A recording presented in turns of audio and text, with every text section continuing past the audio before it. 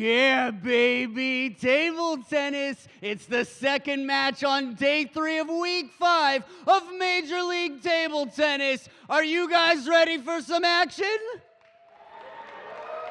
Alrighty, let's call in the officials first. Linda Leaf and Jovana Kesnevich.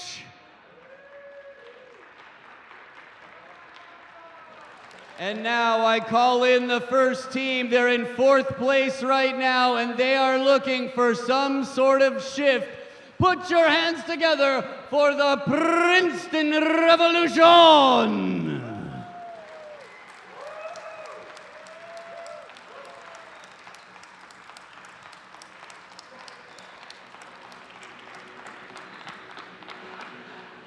And the challengers, the team you've been waiting for, you could feel them coming in through the windows and in through the open doors. Get on your feet and put your hands together for your very own Chicago Wind!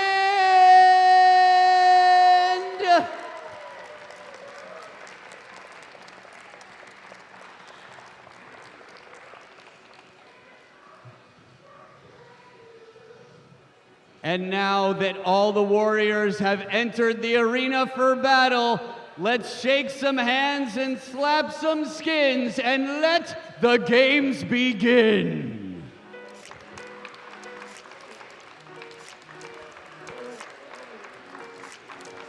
Well, you heard him. Let the games begin. And in fact, this afternoon, the games here in November at the Wintrust Sports Complex will wrap up. The final team match of the weekend features the Princeton Revolution and the hometown Chicago Wind.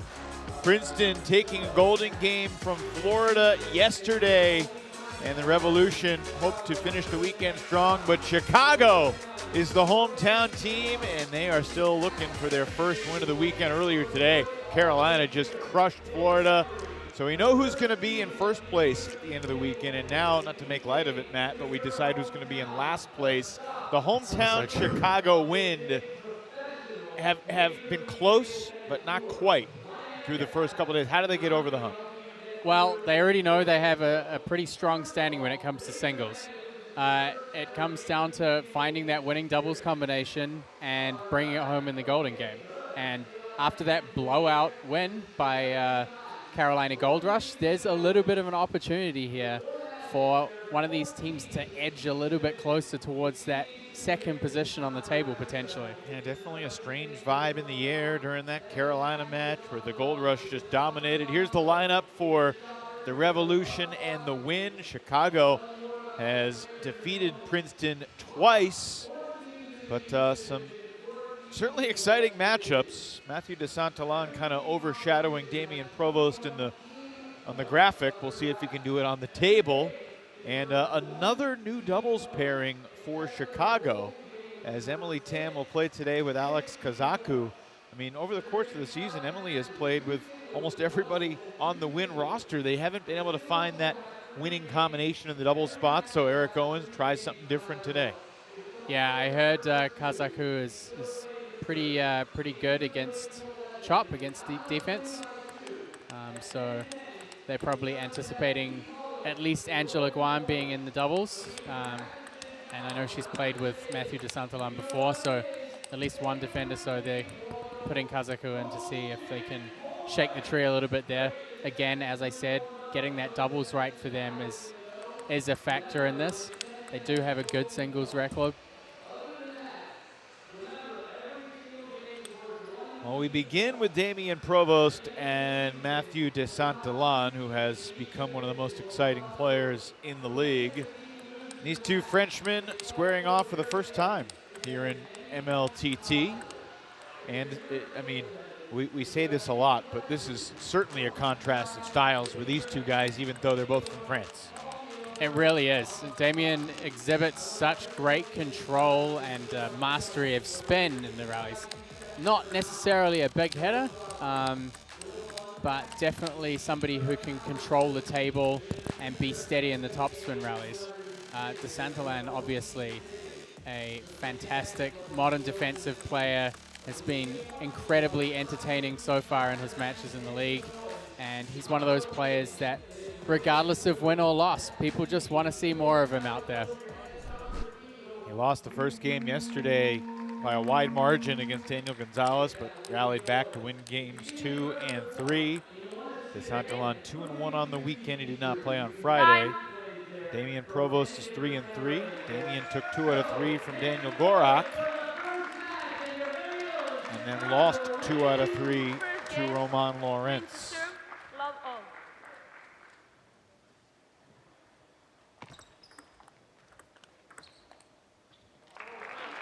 So we're certainly going to see Provost easing steadily into the rallies. And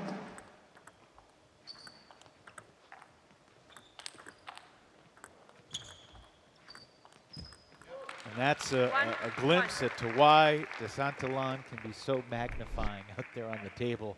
Just the variety of shots he can play to stay in the point. One of the things that's impressed me watching him is just the amount of ground he covers out there. A lot of the time you'll see him, especially when the ball's being dropped short to his forehand, just running in from the outside corner. 1-3.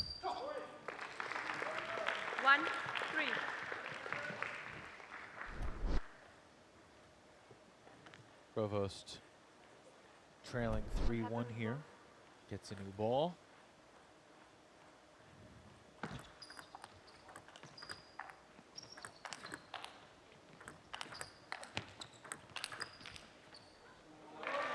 One of the things that Provost is probably going to try and do is kind of throw out the bait there for some of those forehand retrieves from DeSantillan. Should be able to control them pretty well, cover the table. Be a little bit tougher to grind against the long pips defense. Some of the chopping shots from DeSantillan just loaded with backspin. 4-3.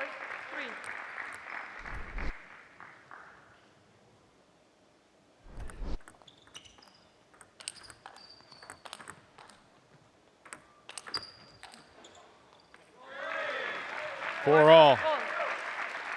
Provost stepping up the attack a little bit. He's going to have to do a lot of work on the offense here. DeSantillan pinning Provost in the corner. It's fun when DeSantillan just decides, okay, I'm going to go on the attack now. He picks his spots.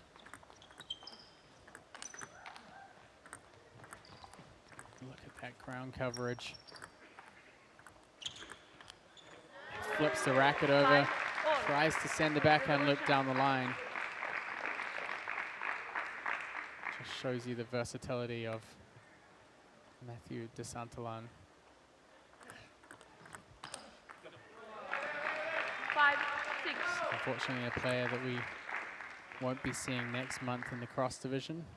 He's got some important national, I think national trials or national championship matches in France. We need to use that one. We done selection.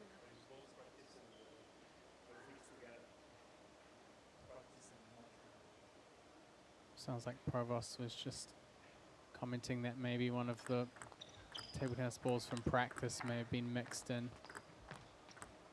with the match ball. Is there a difference? No, but usually the match balls are all new. Oh. This time DeSantillan lands the backhand attack. How does a new ball bounce or react differently than a worn-in ball? Honestly, a lot of it's just feel.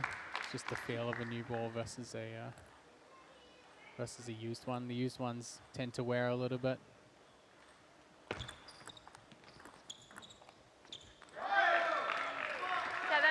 Chicago getting loud on the bench. It's exactly what you want to see from the home team.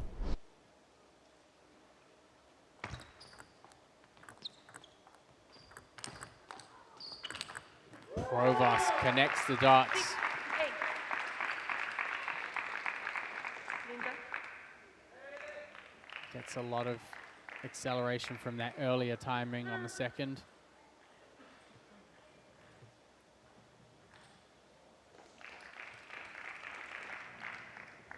DeSantillan takes a beat before this big serve.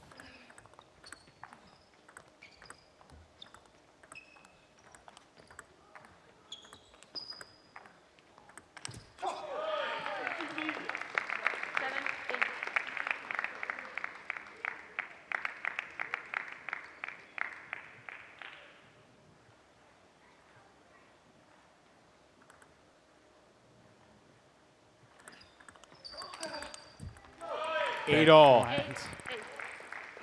No better time for it. Win the serve.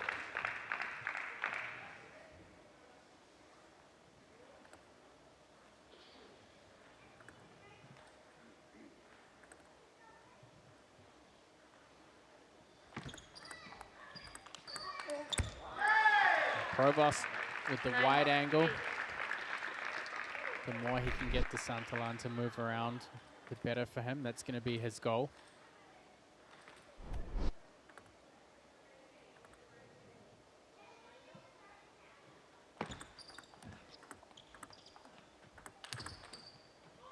Good stuff from Provost. 8, 10. He's got the first game point. Revolution to serve.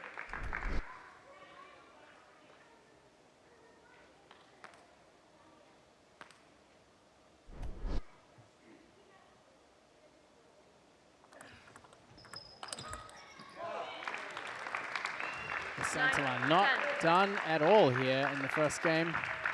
Another big forehand down the line. We have seen more comebacks from 10-8, 10-7, 10-6 down this weekend than maybe any other so far.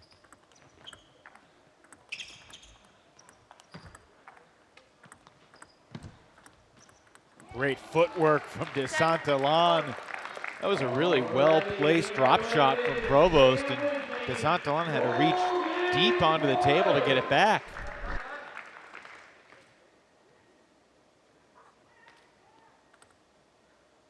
All. Next point wins.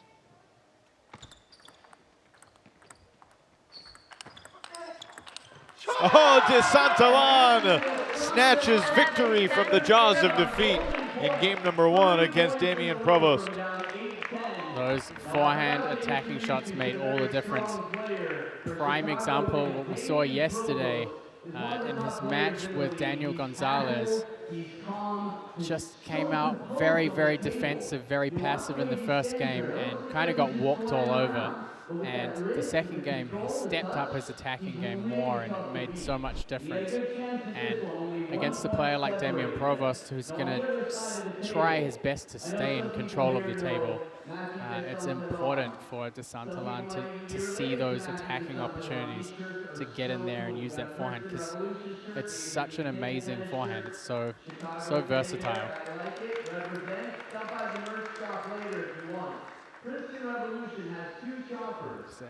Also that backhand over the table as well. Some big plays from the modern defender. A chopper is someone who hits chop. Time. Heavy underspin from behind the table. The black side Well, of despite Chicago's success against Princeton so far this year, Time. Damien Provost has not had his best performances against Princeton. He is now 2-5 in singles games against the Revolution.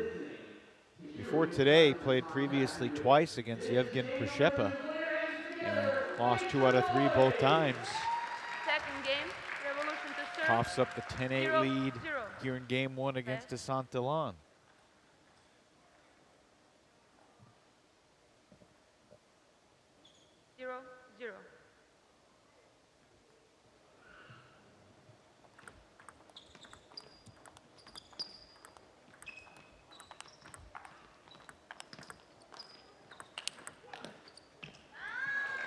Good angle work from Provost. 1.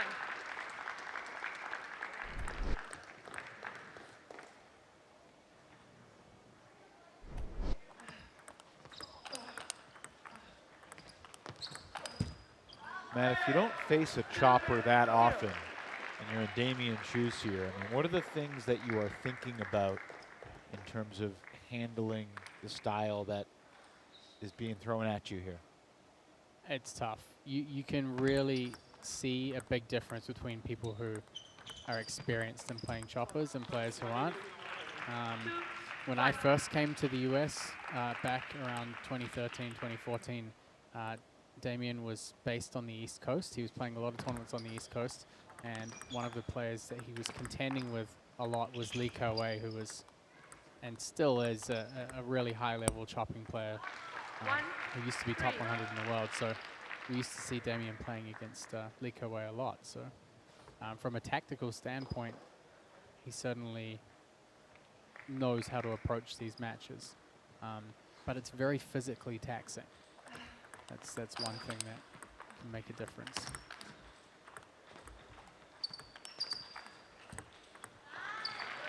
So it's very dimensional. So one thing you'll see with Provost a lot is that he's not afraid to drop the ball. So aside from moving DeSantolan left and right a lot, he's also taking him back from the table and bringing him further in. And that means that he just has to cover a ridiculous amount of court in each point.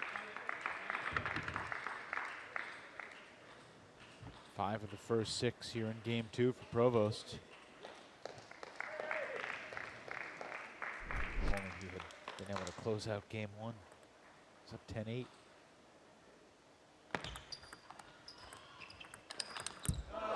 Big backhand again from DeSantolan. Also, one of the things is all defensive players are different.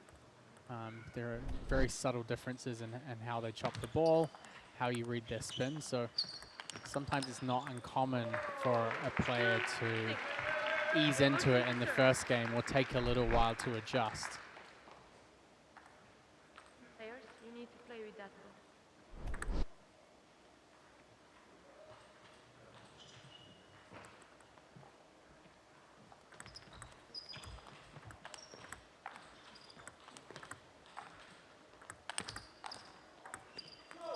Swing and a miss from Provost. 3-6. Paying homage to the baseball history here in Chicago.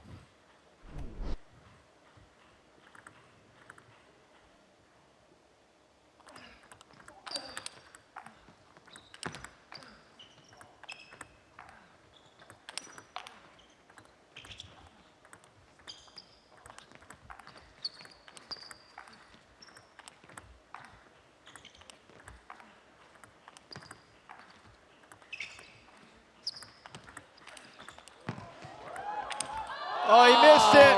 It's an outstanding point. Tantalizing table tennis between these two Frenchmen. Yellow card. And a yellow card was given to DeSantolan for lightly tossing his paddle on the table at the end of the point. I'm not so sure that was 7-6. necessary. What's wrong with DeSantolan doing what he just did?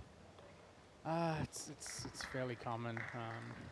You know, anything that's deemed as racket throwing or even... He didn't get his money's worth with that racket throw. No. You sound disappointed, Evan. Well, look, that was the point of the match. They're going back and forth in epic fashion. He gets his way to a shot that should win the point, as we witness another epic brewing before our eyes. And he takes that one. And he just lightly tosses the paddle in frustration, not toward anybody, not at anything.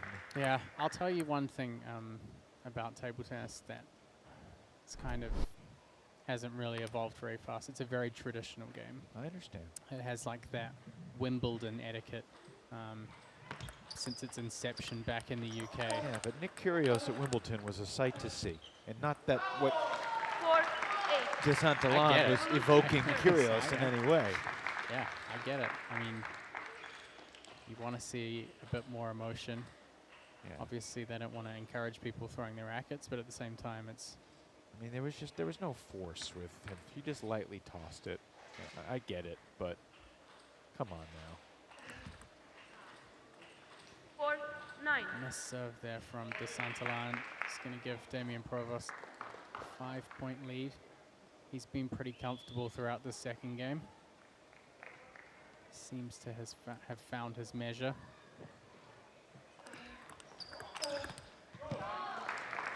Nine, five.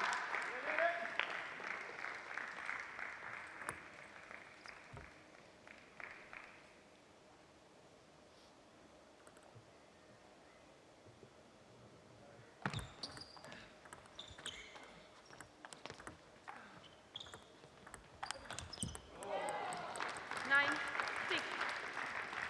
The longer DeSantolan stays in this game, the more pressure put on Provost's shoulders as we get toward closing time.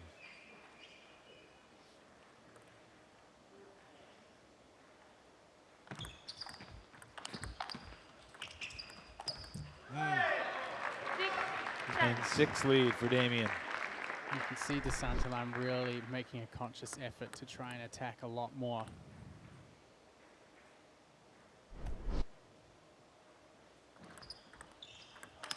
Yep. Just swinging for the roof on those backhands. That's something much less common among defensive players. See lots of step around forehand. Very, very common. But the flipping the racket over to the inverted rubber side and missed that one. 11, 7, So these two Frenchmen split the opening 2 games. Princeton and Chicago both get an early point here in singles. And this DeSantolan Provost tale will ultimately be settled in game number 3. yeah, Provost definitely seems in a more settled position. He has a better measure of the incoming ball. So his drops have been really good. His looping against the chop has been quite consistent. And for the most part, he's handled the topspin ball quite well. The one thing that's been working much better for DeSantolan has been the big attacking shots. You can see in these examples, Provost starting to look really comfortable in the rallies. We really saw some outstanding points. And that's like what I said before. It doesn't matter whether DeSantolan wins or loses. We want to see more of him. Major League Table Tennis has over 20 countries represented. And to my recollection, over 40 countries that Time. try out to be here in the league. It is 1-1. This is game number 3. This is So decided Provost by one game apiece. carrying the weight of responsibility here in Third Chicago. game, win to serve. Home ground 0, for the 0. Chicago Wind.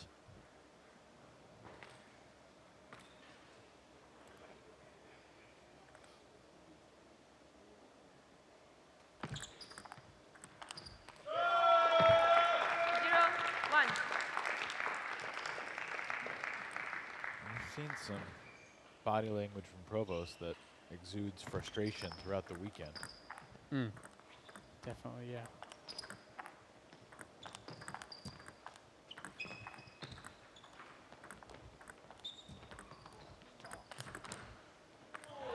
Bit of a weird back and forth in that point.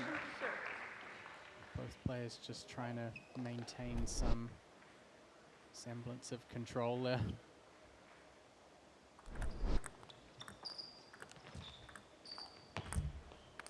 Provost gonna cook the net again. Bit of early fortune.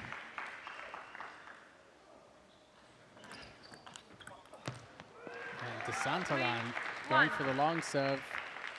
Provost picks it up without too much issue.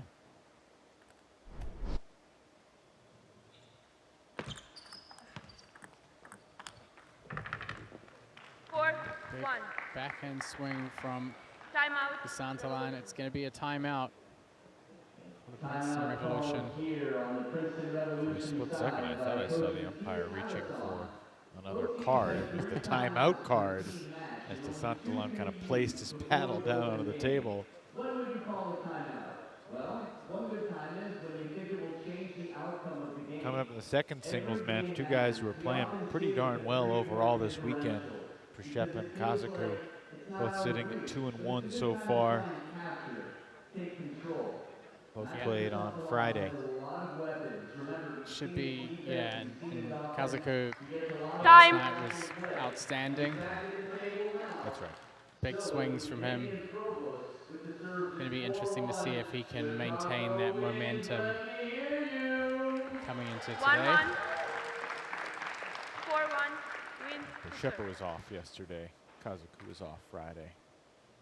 They will collide shortly here in Chicago. Oh, Damian Provost 5-1. puts his paddle in the right spot and gets the responding winner. Boom. Just brilliant anticipation.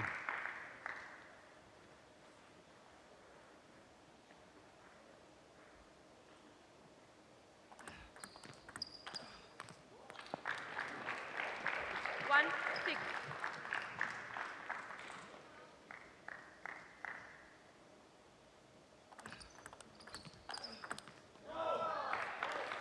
Six, 2.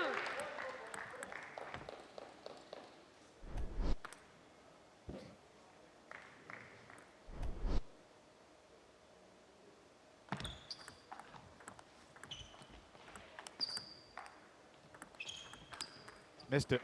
7, 2. Santalan certainly taking no prisoners with those backhand swings, but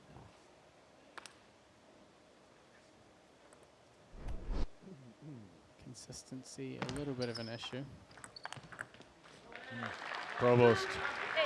taking a stranglehold on this third game. Provost just has so many tools at his disposal. Let's. Forehand kind of hooking shots to one side, inside out shots the other way. 3, 8. Up 8-2 and he misses the shot. Not happy about it. Service error 9, from DeSantalan. 3.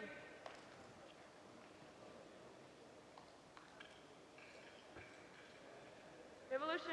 Neither of these guys Yellow, are too red cheerful for right the now, ball. Matt. 10, Looks like 3. another yellow, well, it's a 10, yellow card 3. with a warning for red. Not sure what that was for. What did he get a red card for? It's in table tennis they do like a yellow and a red together. It's like a warning for a red card. I know I understand, but I don't know, what did he do to deserve it? He must have Not said entirely something. Sure. Yeah, I don't know. He's going to take a swing at that backhand again. 10. That cost him a point. That gave Provost the free point, got him to 10. And without that free point, 9-5, you feel a little bit different than 10-5 here.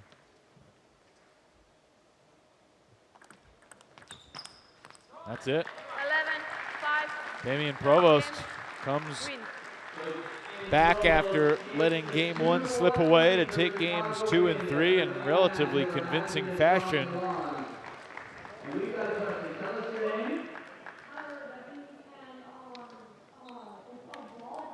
So looks like that red card warning was for breaking the ball or ejecting it from the playing area, so to speak. All smiles here, Damian Provost. Yeah, well, Damian Provost joins us now. Damian, you're up 8-2. You miss the shot. We see frustration. We hear frustration from you, but how does it feel? And it's good to see the smile on your face after the 2-1 win. Yeah.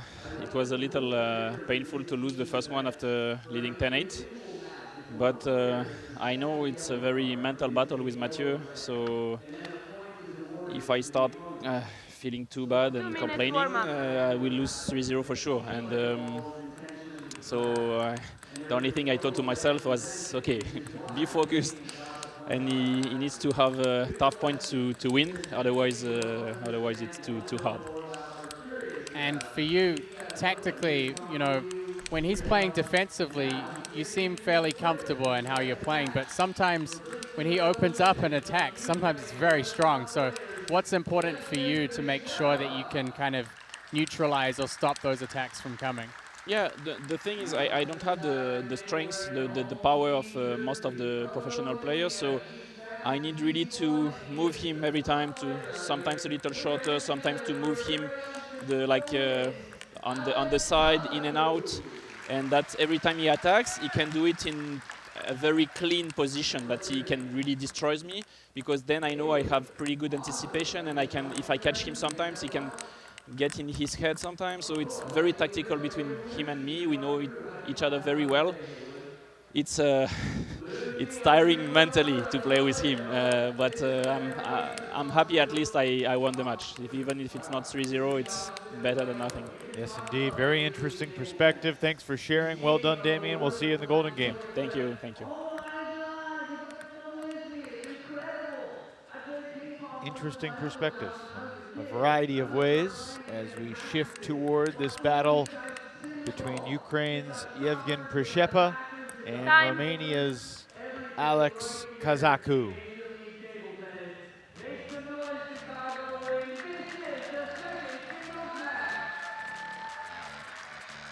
First game, Revolution to serve, 0-0. Prishepa serves first. Kazaku with the first winner, emphatically. He had plenty of those yesterday in his match in the singles. Let's.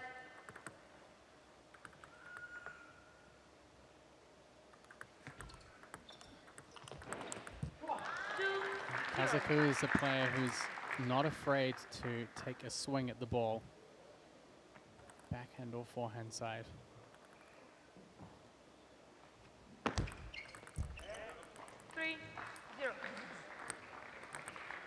You have to wonder also what impact it has when you've been the inactive player on the bench the day before.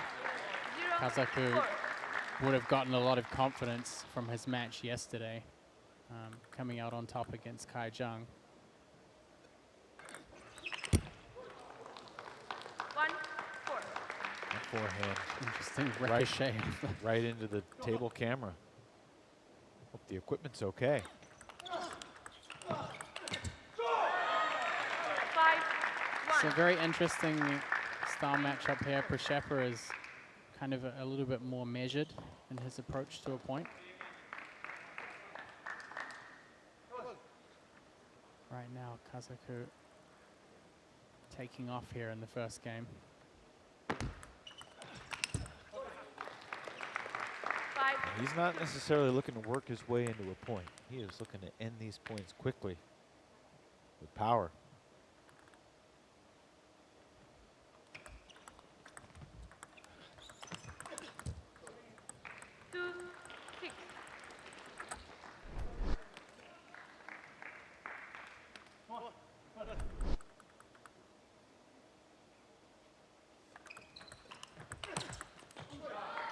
Prishepa starting to wind up with some big forehands of his own.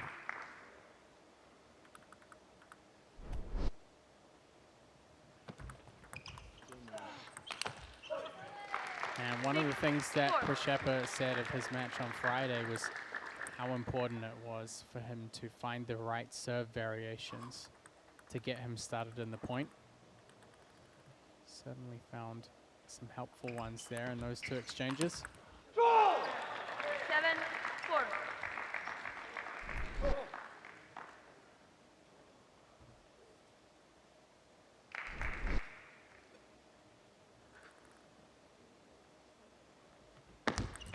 Let's.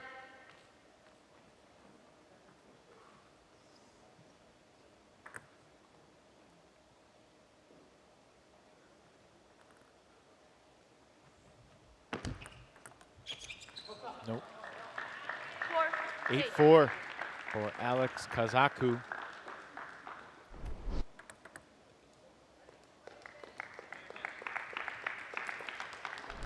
Alex has gone 10-5 in singles in MLTT. Prishepa's put together a pretty good record too. Especially against the Chicago Wind. 4-9. You have to wonder if he was hoping to match up with Provost again tonight. 9-5.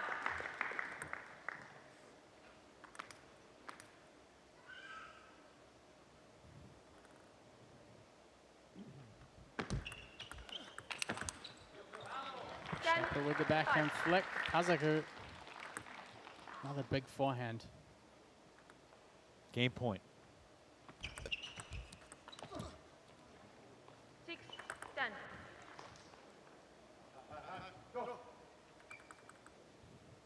See if Przeppa can make a push here. Let's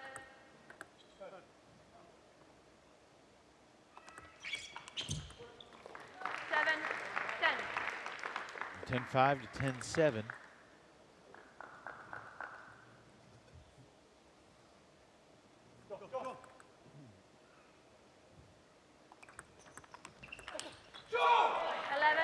Kazaku takes game one here in the second singles match, 11-7. That's 3 out of the first 4 points to the Chicago Wind, who are looking for their first win here of this hometown Windy City weekend.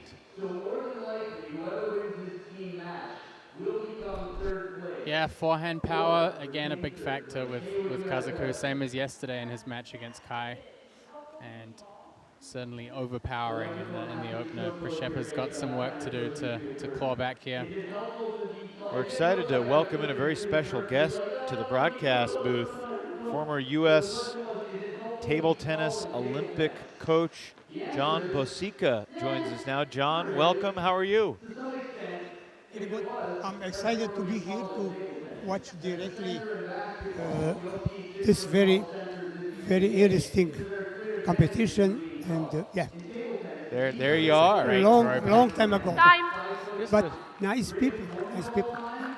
There's those. Plenty of familiar faces there. Yes. You told us before that you came to the United States 32 years ago from Yes. Yugoslavia. Yes.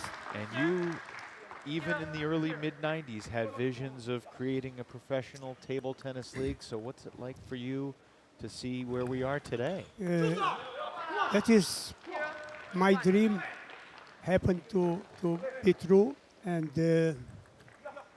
I count then if you have a league, professional league like in other sports, same thing in US, in table tennis, that table tennis will be very serious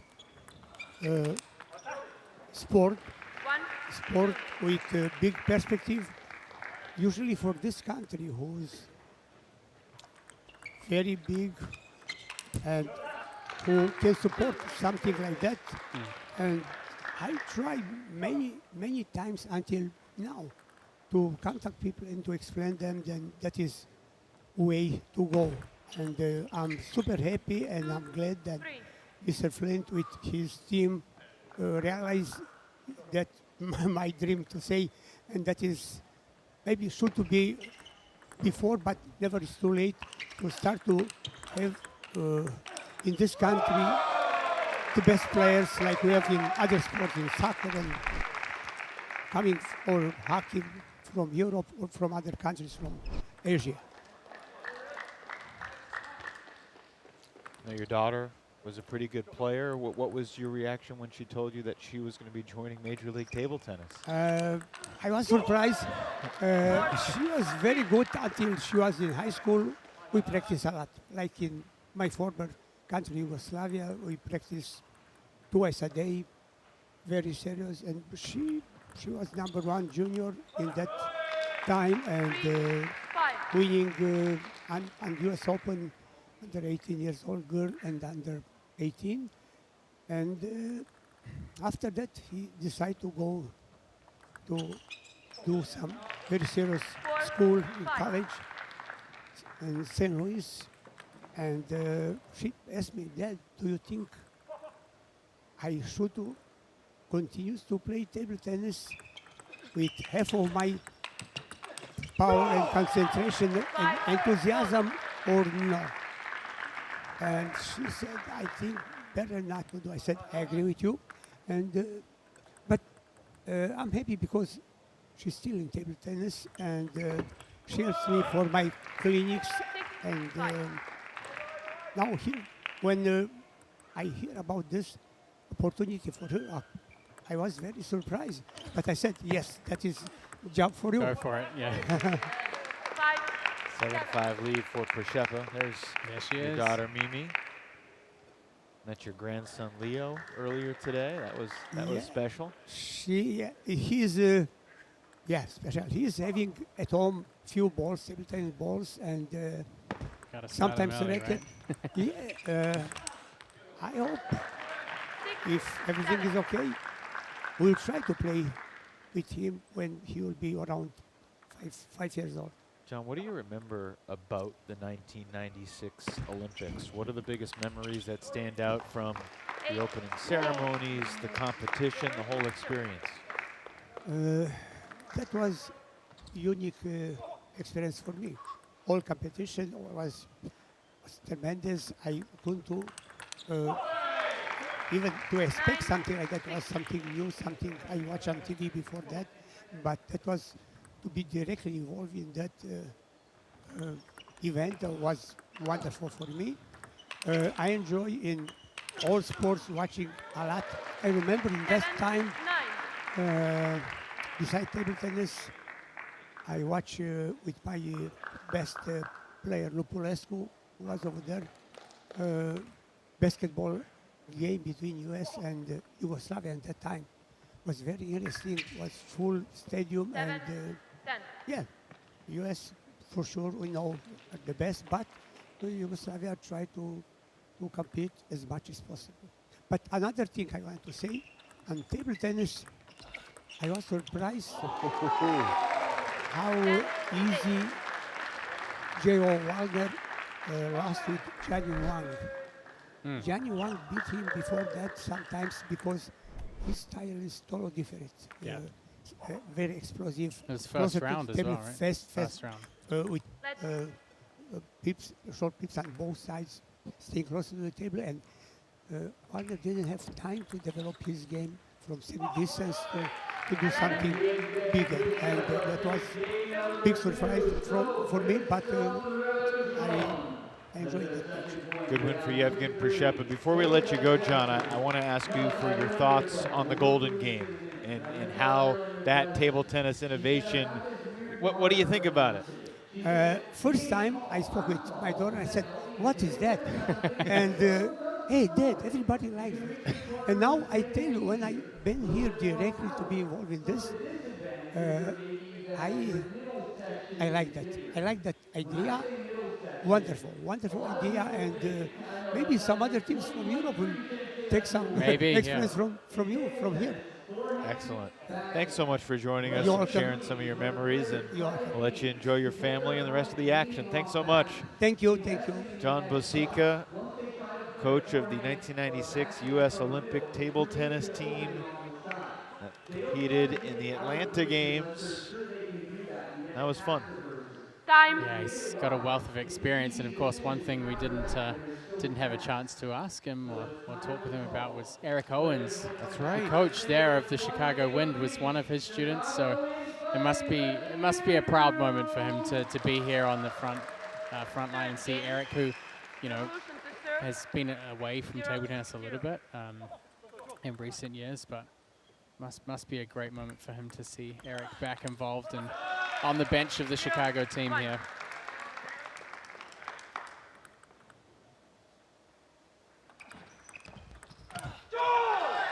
So Kazaku looking to fight some momentum back here. Princeton had a great second game.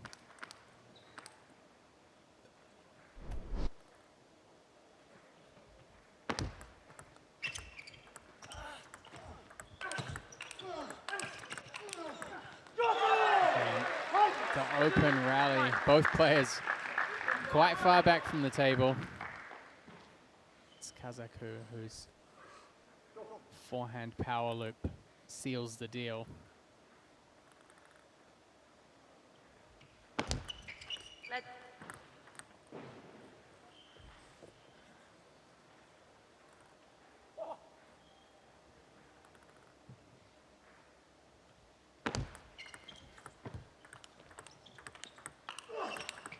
Ooh, Princeton ties it up 2-2. Perfect placement there from Princeton.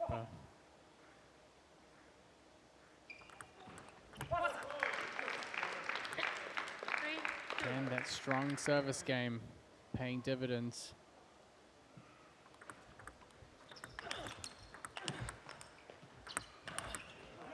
4-2 lead for Princeton. Matt, independent of your personal fantasy table tennis considerations, who were you leaning toward heading into this third game from what you saw from the first two? I think Princeton's gotten himself into a position where he's been able to neutralize Kazaku a little bit. And great rally.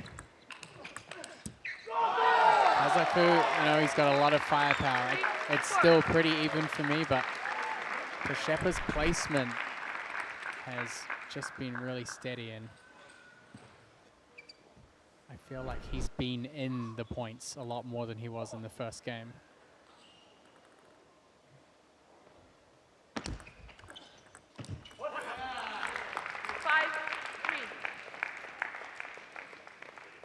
So players will switch ends with Princeton holding a 5-3 lead.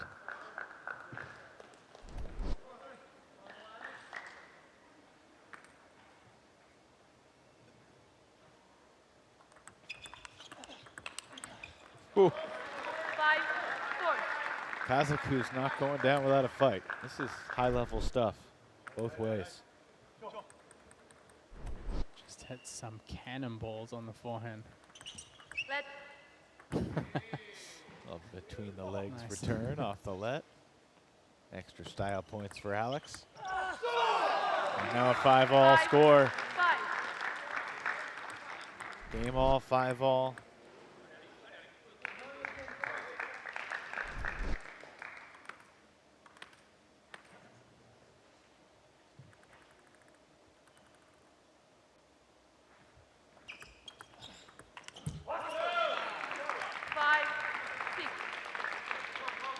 More mixed doubles on deck after this match, Matt.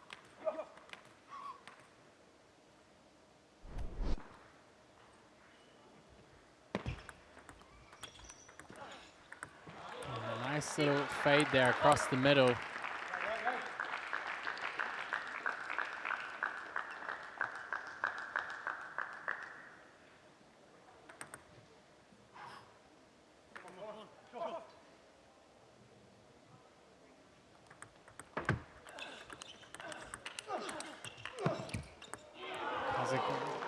On the counter attack. 6-7.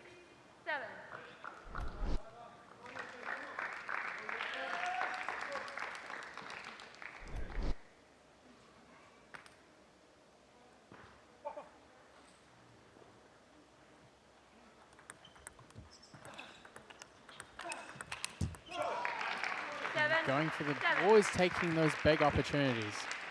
That's one thing you've got to admire about Kazaku, is he never shies away from any incoming shot. Regardless of how this match finishes up, win or lose, he'll have to regroup quickly as he's playing doubles immediately afterwards. Takes another swing. 7-8. Full commitment to his shots. Princeton. Eric Owens wants a timeout. So the Wind take the timeout. Princeton, a couple consecutive points, now lead 8-7.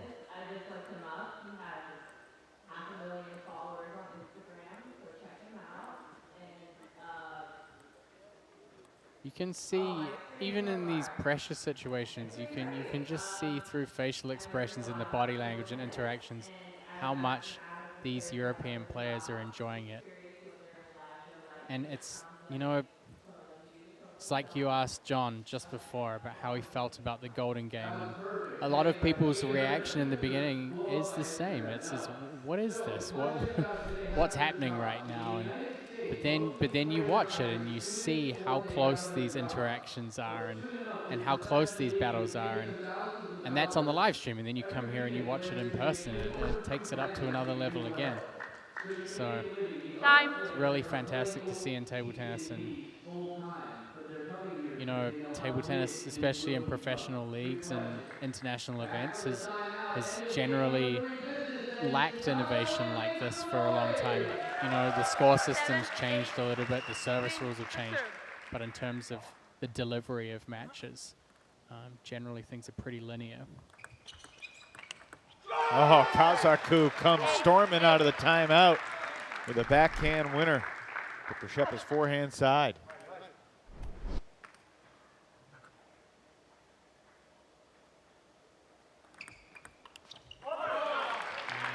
Back and forth we go. That no spin serve did exactly what Przeppa wanted it to do. Which was what? Got Kazaku to sail it over the end.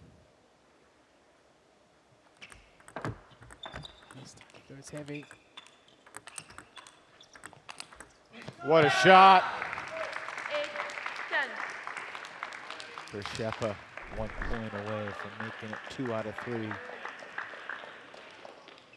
For the second time this weekend for the Revolution.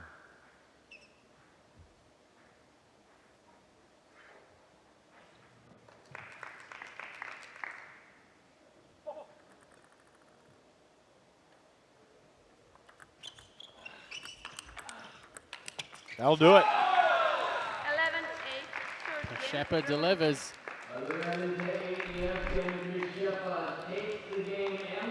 Back-to-back 11-8 victories for Przeppa after he dropped the opening game 11-7. Kazaku will stay on the table here and play doubles with Emily Tan coming up next. Almost caught the edge, but not quite. And Yevgen Przeppa continues to play at a very high level for Princeton. He went 7-2 in singles in Myrtle Beach. He'll finish 4-2 in singles here in Chicago. Yevgen, a great battle with Alex Kazaku. You're down after the first game. What are you telling yourself as you retake the table for game 2? Just to keep fighting, as always. Did you change anything tactically, or was it just kind of finding your rhythm and getting comfortable? Just was searching my rhythm. No change about tactics, nothing. Just. And you talked yesterday, well, not yesterday, on Friday after your match about how important it was for you to find the right serve variations. Yeah, for this match against somebody who's such a strong header, what kind of process did you go through with your serve? I feel really bad today. I cannot serve my full power, so I stay like last match with accurate serve, and it's worked. Are you satisfied with the level that you played at this weekend, or what are the little things that you'd like to continue to sharpen as we get toward December? I don't know. I think it's about flights and adaptation, my body. Normally I'm in good shape now, but I'm not satisfied with my game. I understand. We'll never be satisfied. Well done. We'll see you in the Golden Game. Thanks, Yevgen. Yeah, see you soon. All righty. Mixed doubles time. Jishan and Angela against Alex and Emily. Emily Tan just 1-5 in doubles this weekend. She's had 3 different partners, and the caption "power driver" seems pretty apt. Oh yeah, yeah. Boom. She hits some outstanding forehand shots, backhand punches. Even in the Golden Game, when we saw her match up with Jeremy Hazin yesterday, she came out fighting. Of course, Angela Guan, just incredibly stable defensive player. She's had some great matches with Jishan, so we'll see what they can bring here. One of the interesting things in this first game is going to be to see how Emily handles chop from Angela. Typically for a player who prefers to drive the ball more, playing against backspin can be a little tougher. 1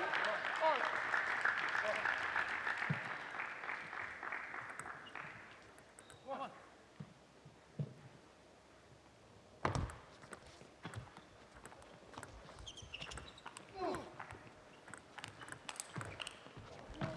She handled it well, but Jishan had the measure of it.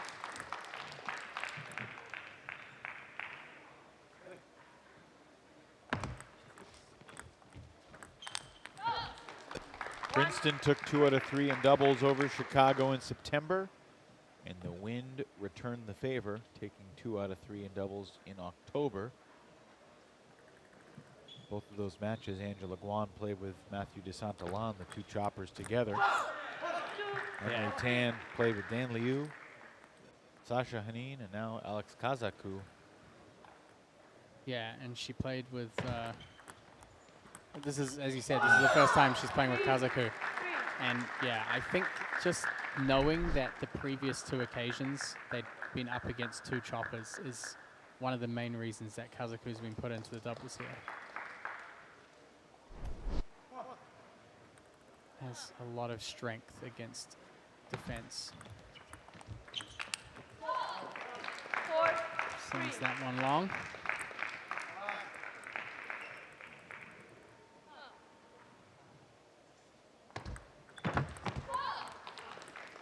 3, 5.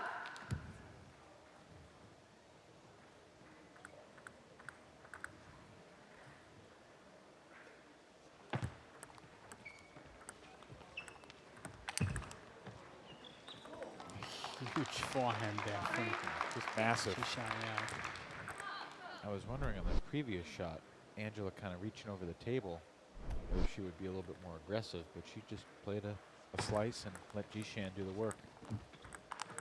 Yeah. Angela, you know, if you compare her to someone like Matthew DeSantalan, they have those tags of modern defender and classic or traditional defender. Angela definitely fits more into that traditional defense of chopping a lot more, and sometimes if the opportunity presents itself, she'll go in for the attack, but you know, DeSantalan is really actively seeking chances to go after the ball. Emily Tan just focusing on simple execution there.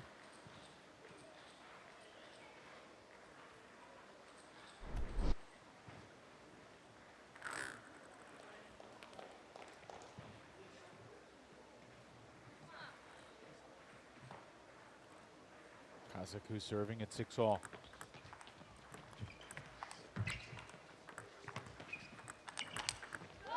Wow. Another example there of Emily coming in and playing a great shot, but Jishan just perfectly positioned to deal with it. Not this time. 7, all. Straight down the line.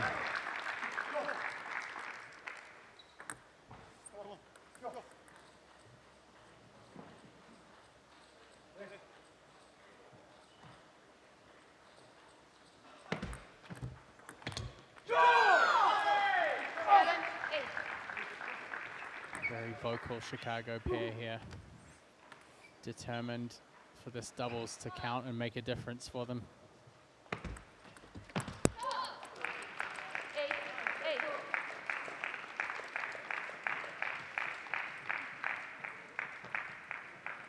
I feel like we've seen players from all 4 teams take some long walks, take some laps after good points and bad points. Tan over the table there. The Adi Serene influence impacting the rest of table tennis in America.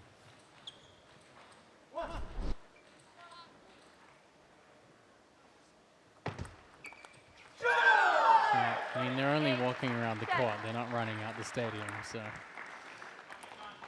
don't know how much the influence is set in just yet.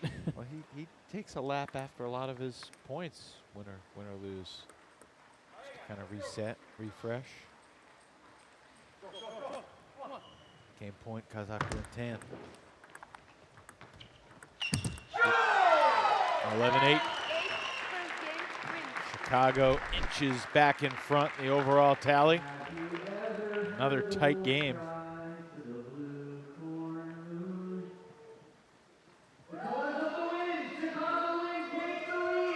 Big start for Chicago in this doubles match.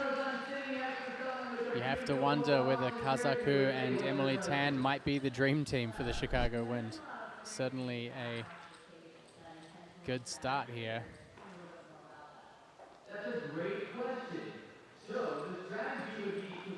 So when the players switch ends, it'll be Kazaku playing to Jishan, Emily Tan playing to Angela. We saw Prishepa play with Angela Guan on Friday. Prishepa inactive. Jishan played with her yesterday, and both available to be doubles players today, but Habasan goes with Liang Time. to pair with Guan, and I think that's probably their best option because of that forehand when it's working. Yeah, yeah, and yesterday, yesterday they kind of clawed out the win. Fairly scrappy match. For those of you who had the pleasure of watching that, you remember Jishan's ridiculous backhand back from the table to close the door on that one. 1-0. Jishan with the top spin hook. Got a nice kick on that one, gave Emily some trouble. 1-all.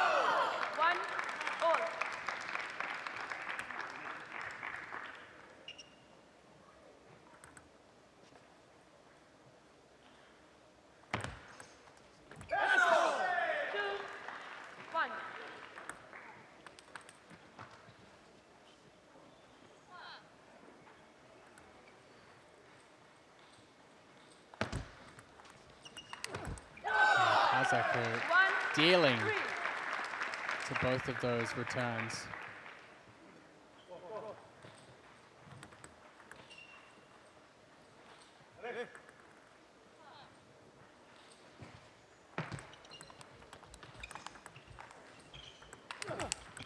And Jishan again just being in the right place at the right time.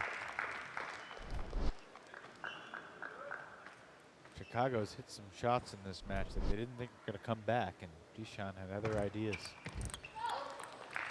3-all now.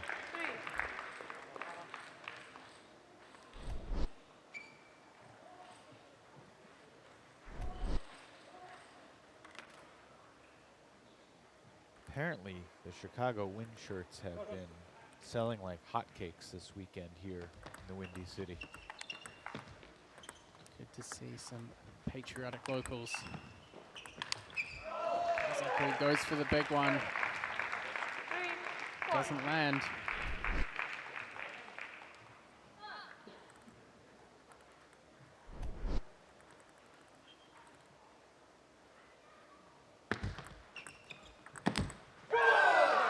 Emily Tan, backhand punch.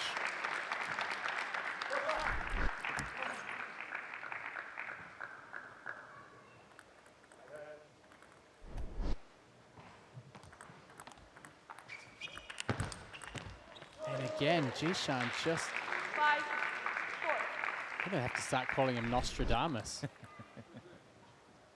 Just has had incredible anticipation in this match so far.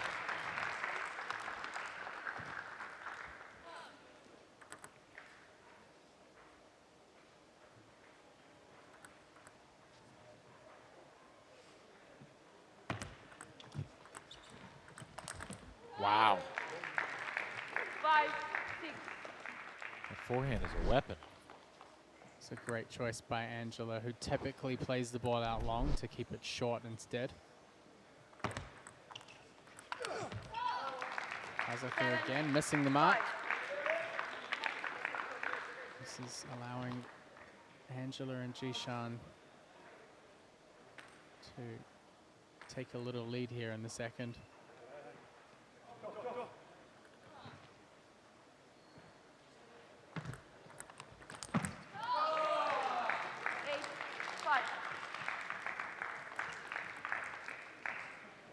If you had just lost a rubber game to drop a singles match 2-1, would you like to have a little bit of a break, or do you want to get right back on the table, play doubles?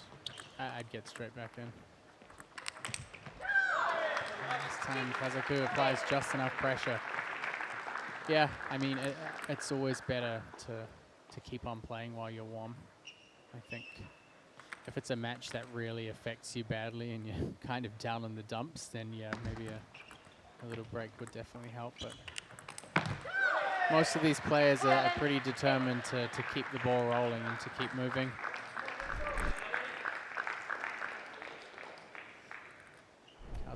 doing just that.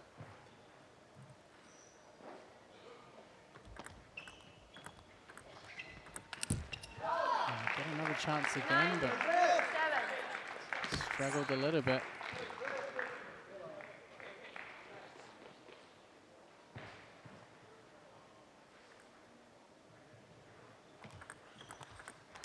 And good planning there. You saw Jishan just giving a little indication to Angela before he served.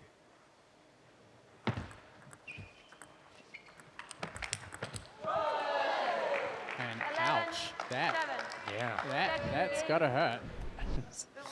Ricocheted into the face of Emily Tan. All smiles after the fact, thank goodness.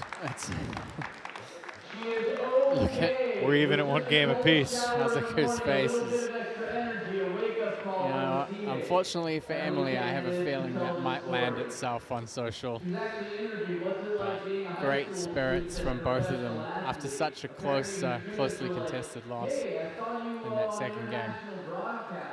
Are you a professional athlete? She's like, kinda, yeah, I guess I am. Pretty cool. She played incredibly well this weekend. So a really tightly contested doubles match here. We're at the halfway mark of at least the individual matches here.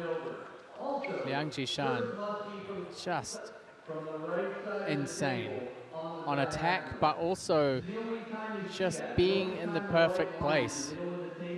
Anytime Chicago Wind pair played really, really great shots, shots you would expect them to be able to win the point from.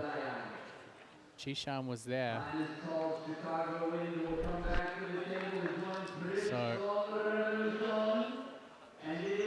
let's see if that that last ball puts a little pep in the step of Emily Tan. A little zap maybe. She's been playing great table tennis all weekend. Rubber game, here we go. Kazaku playing into Angela Guan this time. It's an order that served well for them in the first, so they're gonna have to take advantage of it in the first half here before switching sides. That's a good attack from Angela Guan.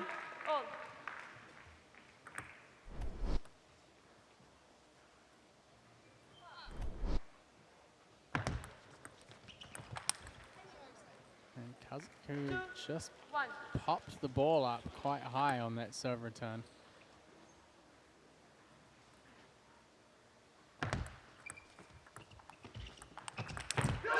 Emily Tan getting the attack in again.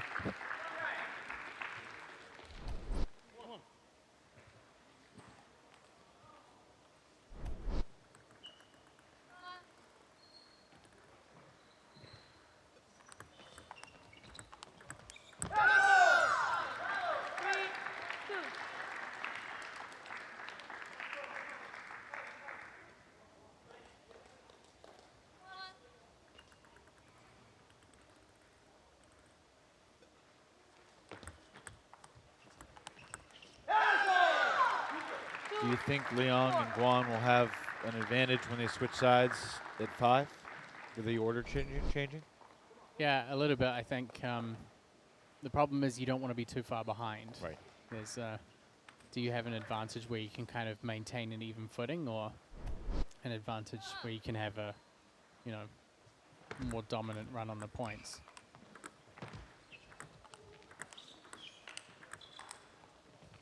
And Kazaku just sweeping that last ball. I'm liking the team synergy here between Tan and Kazaku, and makes you wonder whether Coach Eric Owens is likely to consider maybe keeping this doubles pairing on. Just great play from both of them. So here's the part where they need to knuckle down.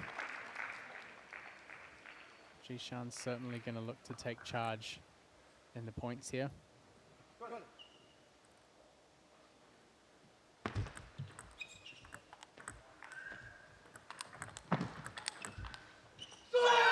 That's big attacking plays from the Chicago Wind. The roaring fist pumps were certainly in unison for Kazaku and Tan after that point.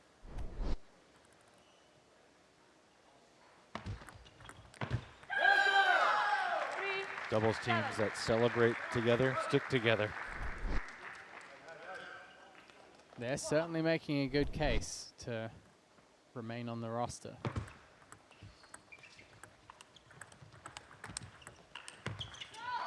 Just missed.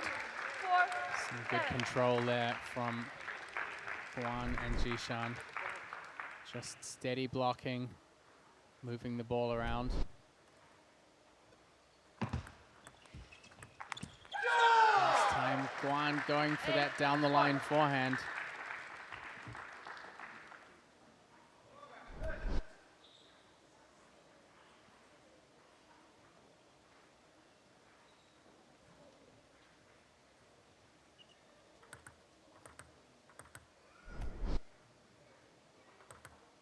Kazaku calls the play.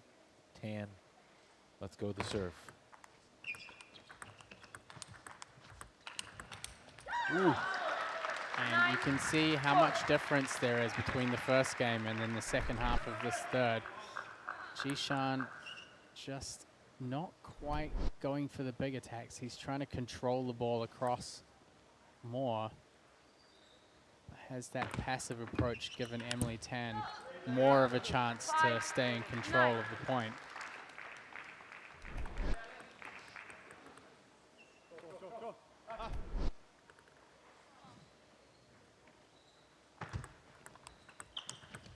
Ooh, caught the edge. 6-9. Timeout, win. Timeout taken.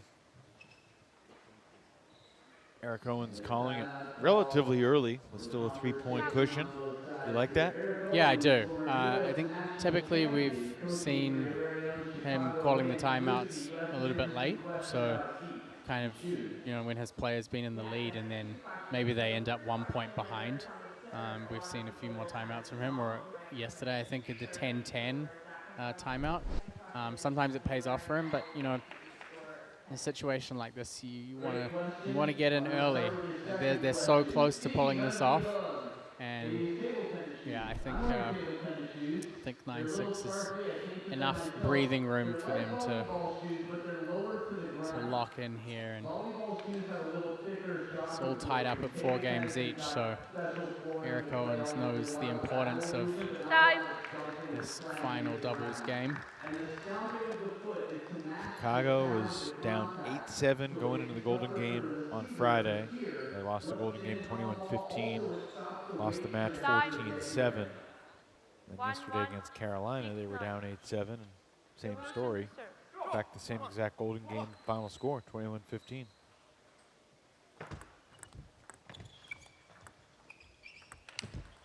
Kazaku, He had it lined up, didn't he? he really did.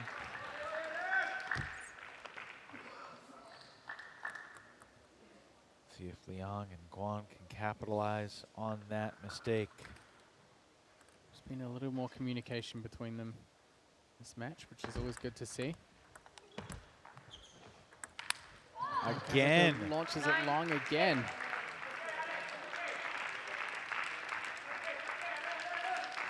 I'll tell you one thing as a coach, it's not what you want to see after the timeout. 2 big opportunities. Tan trying to give Kazaku a little pep talk there. He's twice her age. Doesn't matter.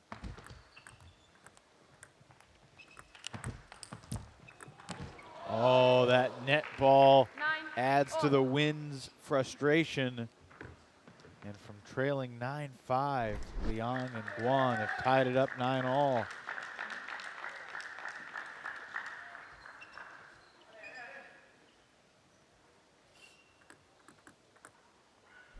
Very difficult ball to control off the net there.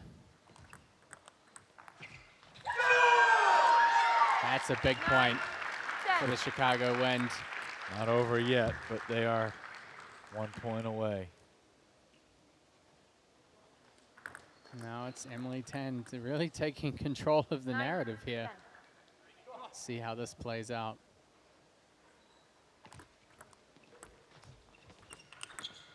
That'll do it. And Kazaku and Tan might just be the new doubles tandem for the Chicago Wind going forward. 11-9 in game 3. You gotta feel stoked for Emily Tan. She's played some great doubles matches across the course of the weekend. Seems to be getting better and better, and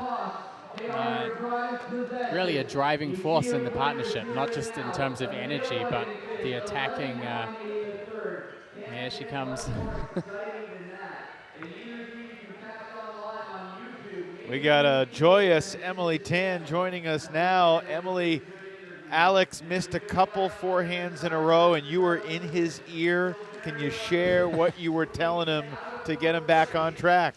I was just like, oh, just go on the table, spin it. Nanjishan moved really back, so if you spin it and the ball is short, then Nanjishan, there's a high probability of him missing it, because like when I play Jishan, I purposely I loop it short, or I loop it like no spin, because he just smacks it. As we saw in the second round, he just smacks it. I'm like, what the heck? It's so cornered, like I can't do anything. So I'm just like, oh, you just make it on the table, and then he come forward, he touch it, and then I attack. Emily, now you've been playing better and better in the doubles across the weekend, and such a reliable partner out there for all the players. You've kind of gone through everybody on the team. How did you feel about playing out there with Kazaku in this match? Do you think this is the winning doubles combination for the team? I mean, everybody has their like advantages. Like Damien, he's really consistent. He can block anything. I can just push it out, and then for sure Damien can catch up for the next ball. But Kazaku is also a really good partner. He just attacks, so I'm not really as worried, because once he attacks, the opponent can't really receive it, because it's so much spin and power. Like you have. The opponent has to like move back like 3 steps. He's so strong. I'm like, oh my god. But like, Kazaku is a really good partner, I would say, for this team, because they have a defensor, and then I think defensors are really scared of Kazaku. He's so fit, and then you smack it. It's so scary. Emily, it's been fun to watch you kind of develop into a leader for your team as a senior in high school, the youngest player on the team, the only female. It feels like, from our perspective, you become one of the more vocal leaders, particularly in doubles, but also overall in cheering everybody on. I mean, we have to be really positive, because we can't just go, oh, we lose, and then we just go down. If we go down, we're going to even go more down and down and down.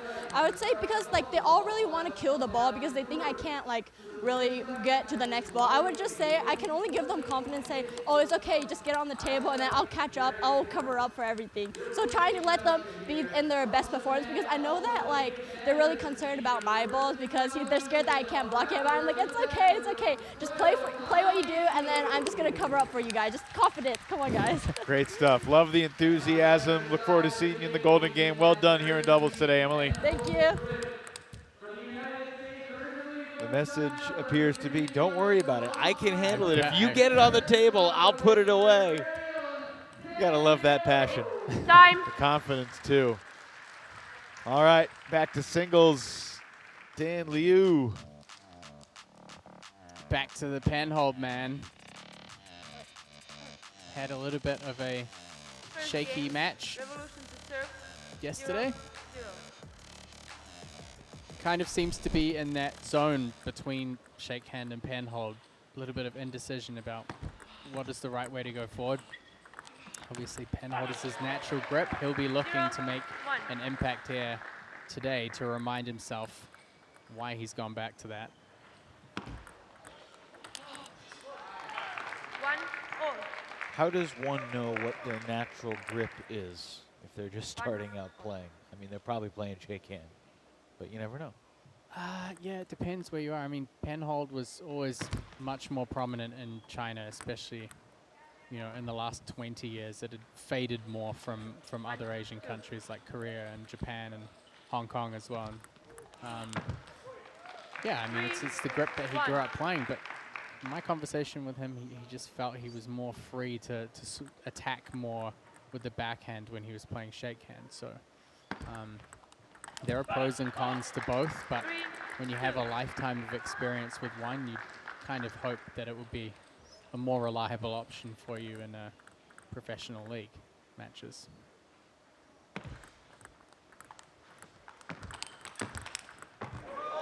He's going to have his hands full with Koyo today. Kanemitsu Koyo has arguably been Princeton's best player. The revelation for the Revolution this weekend. Yeah, and he's kind of a dark horse. I really feel like he's one of the players in the league that his level potential is so high, and he's kind of reaching for it. And you can see with each match that he plays, he gets a little bit more confident, a little bit more fierce. You know, if you compare it to his match last month against Daniele Pinto, he went down 3-0 in that match. So yeah, definitely a player for Princeton Revolution that they are hoping will continue to raise the bar.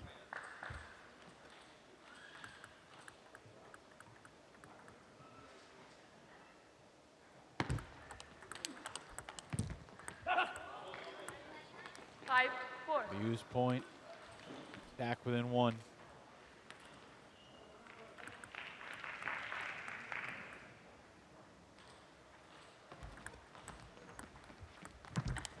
Oh, Koyo. Strong on the blocks and counters. Also, very good short game.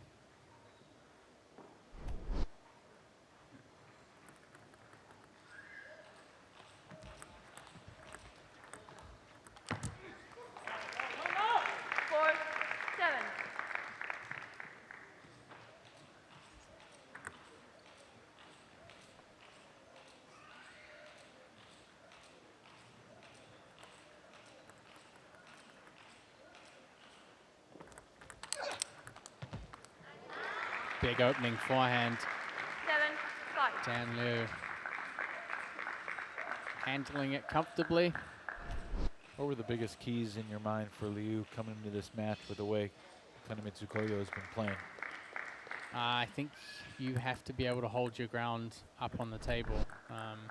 So not just being able to block, but being able to execute those quick counters, like the backhand one we just saw from Dan. So yeah, it's about maintaining a good level of assertiveness and not backing up and not giving too much away. 6-8.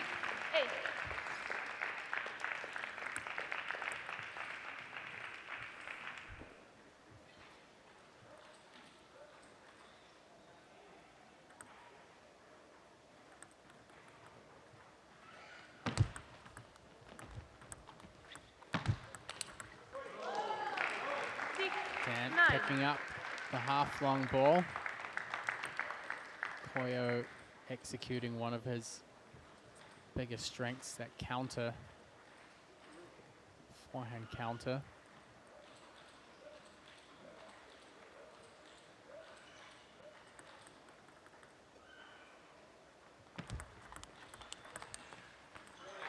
I was actually told by Roger Kang from Princeton Revolution that Koyo's been working really hard on fitness, making sure he's getting back into physical shape to help with his game. And I was told that since the Combine event, he's lost 8 kilos.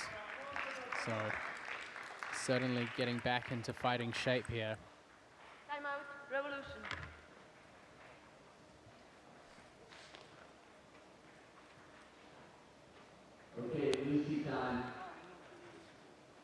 Very closely contested first game here.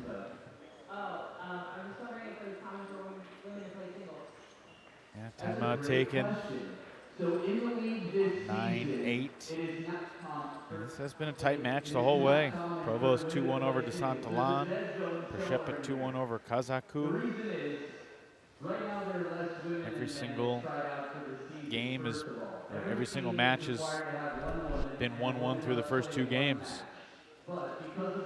Dan Liu is certainly looking more confident out there today. There's a difference in level as well.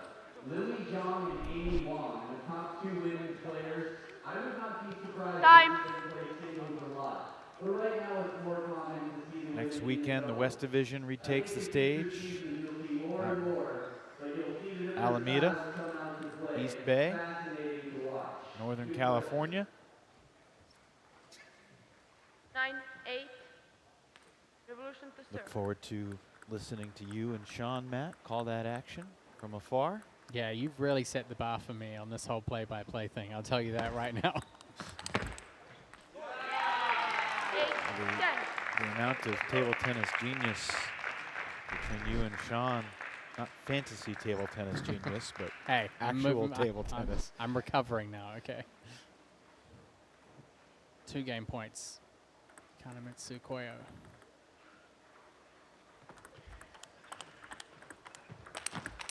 He's just had the goods all weekend long. He's now 5-2 in singles games. And we're tied 5-all in the team tally after 1 game here in this 3rd singles match. I think Dan played really well on his backhand side, but sometimes just reaching a little bit too much, not generating quite enough power on the forehand is costing him, because Koyo is just going to ride straight over the top of them. By the way, quick shout out and get well wishes to Barbara Way, who was initially scheduled to be here on the broadcast with us today, but feeling under the weather, unable to be here. Hope you feel better soon, Barbara, and look forward to working with you down the road. Matt, appreciate you sticking around for the Sunday competition. Oh, I'm loving it.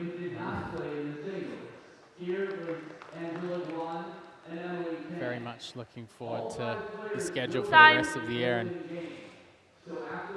grateful to have an opportunity to head out west as well, and then have the crossover division where we'll have the best of all of the teams facing each other.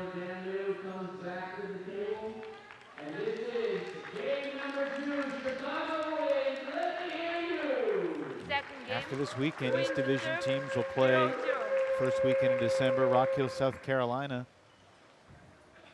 And then the season continues down in Florida. First weekend of 2024.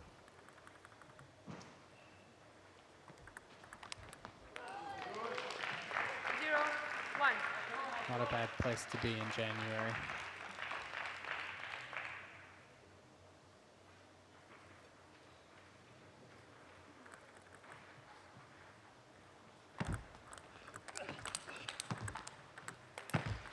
Dan coming in with those stronger forehands. He knows he needs to apply some more pressure, both with the placement and the power.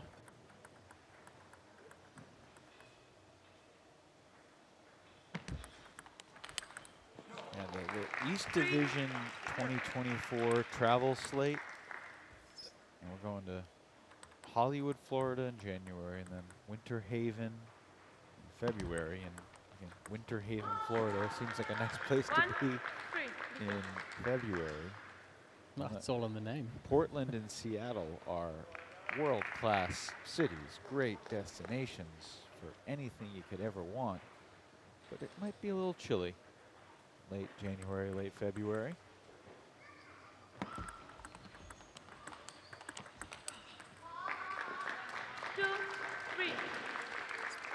Dan Liu out here doing a good job to maintain the offensive.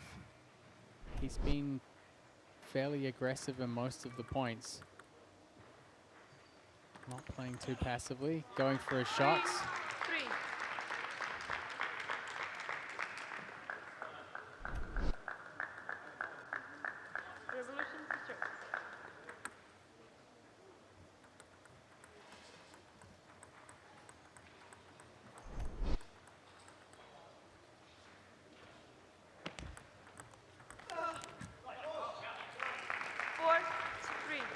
Koyo so far has just managed to keep a slim margin throughout this match. Yeah, he's not dominating, but he feels like he's in control. Backhand game looking pretty good for him in this game.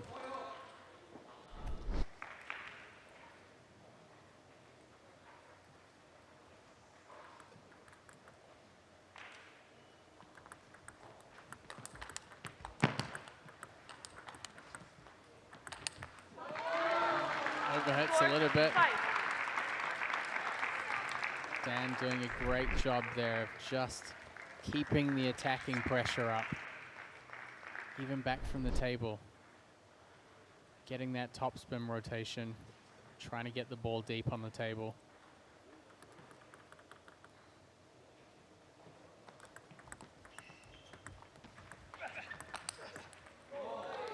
6, 4. Revolution system.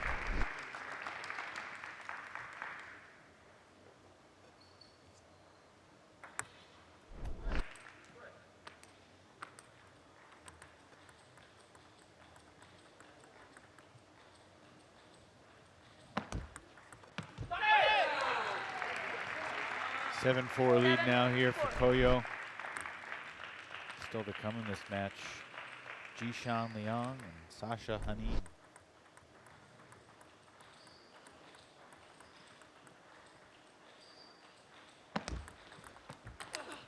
That's nice. Again, that backhand just paying dividends for Koyo. Who's the favorite, Jishan versus Sasha, from what you've seen this weekend? I mean, Hanin played so well in his match against Provost, who's left-handed. So there are possibly some tactics that he could use to get an advantage. But again, Jishan, just big forehand power hitter. So if we see Jishan starting to hit the big forehands, I think it could be pretty difficult for Hanin. But if he can lock it down, certainly a good chance of coming out on top as well.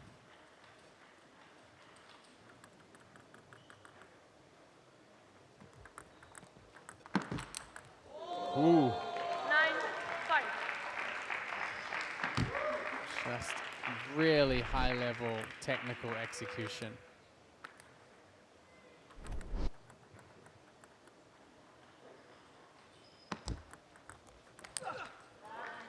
He's going 9, for it. 6.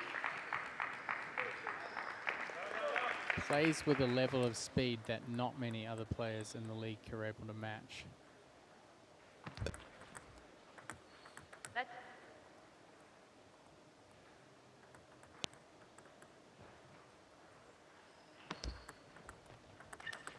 Ooh.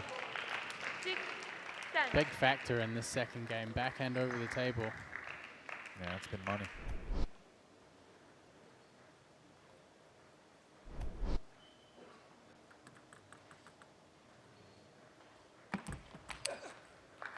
Going for it all with a big forehand there. A little bit of a grin and a grimace.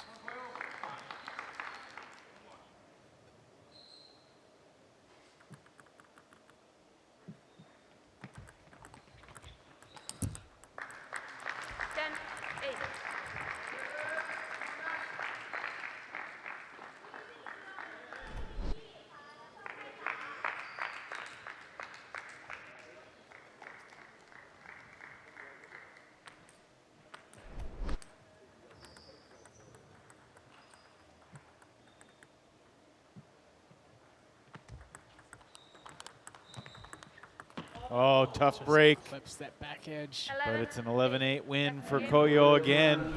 And he's taken the first 2 points over Dan Liu. And not dominant, but efficient and effective. Yeah, I think for him, maybe the scoreline wasn't dominant, but in the points that he did win, he was in such control. The backhand acceleration on some of those attacking plays was just outstanding. He's still getting in with those big forehand counters as well. So in between those towel breaks, players will do everything that they can to make sure that they have full grip on the racket. So the way they're doing A comfortable lead here for Koyo. Question of whether he can take a 3-0 lead. Honestly, the way that he's playing out there now, I think it's definitely a strong possibility. Time. Liu is really doing a good job out there, and he's not playing badly at all. He's making a lot of the right shot selections. going for his attacking shots, going for strong follow-ups, but Koyo's just playing on another level right now. Third game, Revolution to serve, 0-0.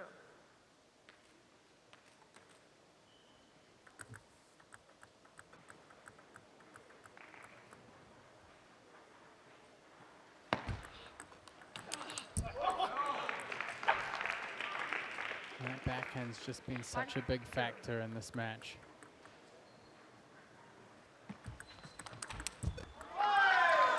Big commitment from Dan Liu.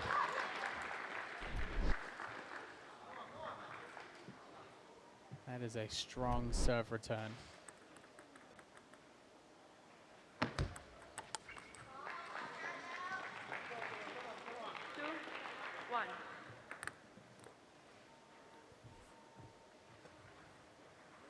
Liu's lost this match, and he has not won a game in singles this weekend.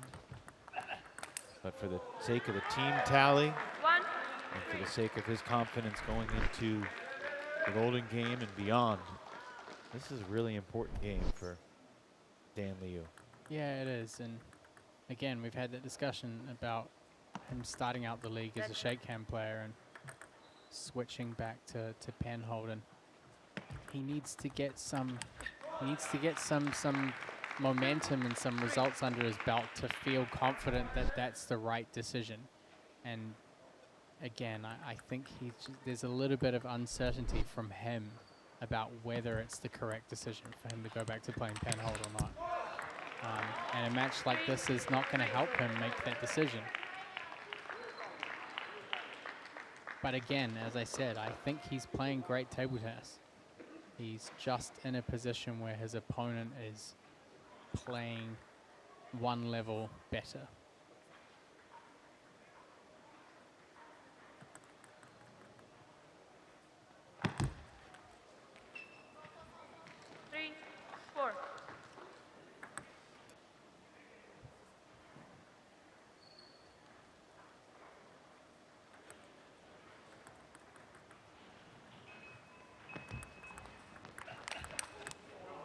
Again, this is one of few examples where Dan's come in and he's played with good strength over the table, but you just can't get out quick enough to work with the incoming ball.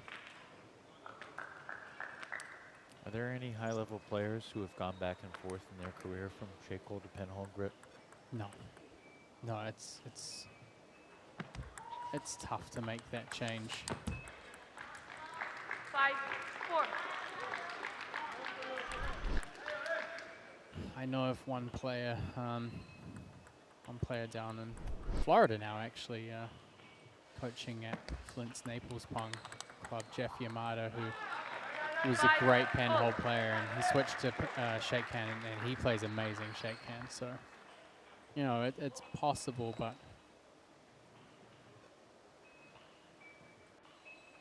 easier to coach young players with shake hand grip.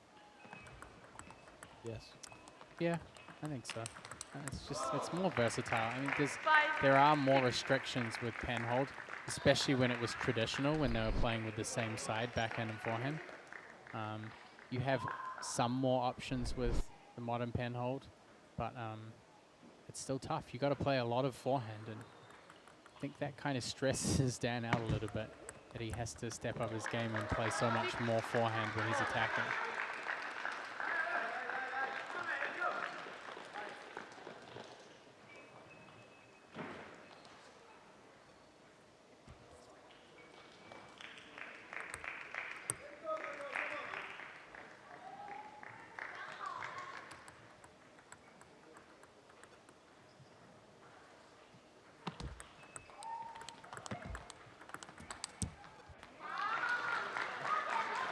Some timing disruption there from Dan. Slows that ball down.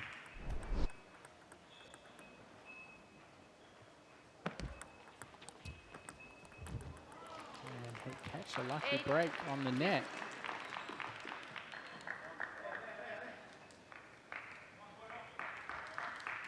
Let's see John Bossica there on the sideline. enjoying being here at this event.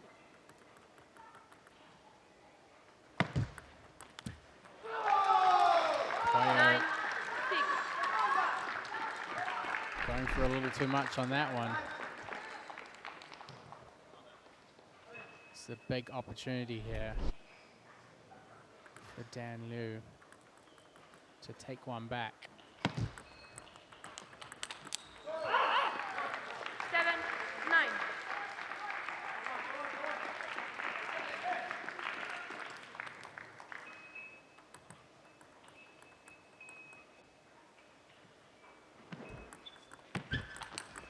Big forehand from Kanemitsu Koyo. Trying to make one last stand and seeking the sweep.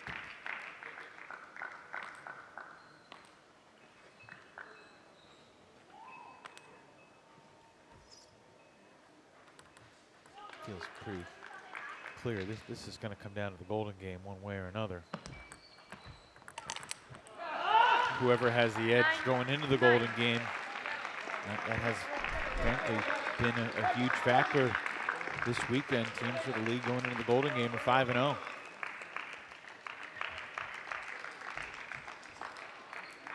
Koyo bounces back to level 9. 9 points each. Couple of audible moments of frustration there in the last few points from Dan Liu.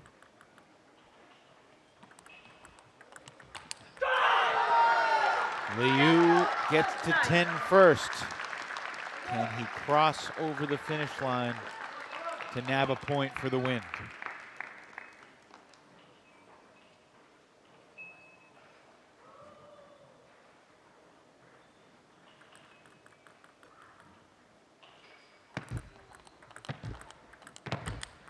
That'll do it.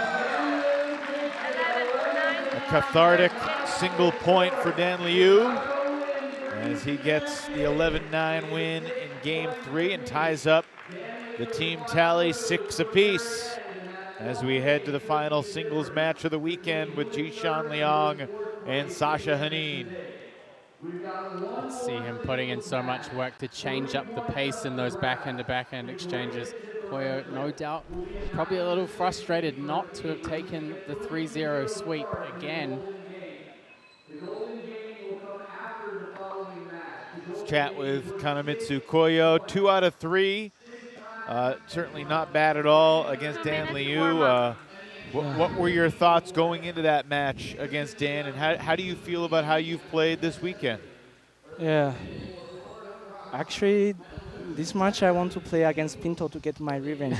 Yeah, okay, but it's fine. And then, yeah, the third set was rush a little bit. Yeah, I wanted to kill every ball, and he changed the tempo also. So that's why I lose the third set. And yes, I'm happy also win 3 all the game, all my game for my team. And what are your thoughts? How do you feel about going up against some of the West Coast teams next month? Is that something that you're looking forward to? I don't know. We will see. What went well because for you? Because the West Coast, there is many young players, and also I didn't play. I never play against them. So, yeah. You'll get your opportunity in just a few weeks. What went well for you in those first couple games? It didn't feel like you dominated, but we were talking how it felt like you were pretty comfortably ahead, and you were able to obviously get to the finish line with a couple 11-8 wins against Dan in the first 2 games. Yes. Yeah, actually, when the points be close, I try to check every ball more focused. Not like when I lead him very much and I play. All right, Koyo, we'll let you go. Thank you. All right, here we go. Final singles match of the day.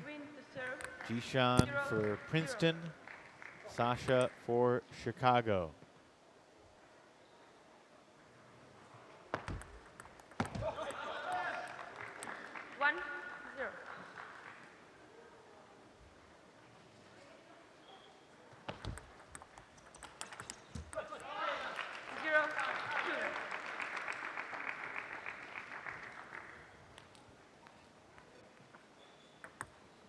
Haneen taking 2 out of 3 games against Enzo Angles yesterday.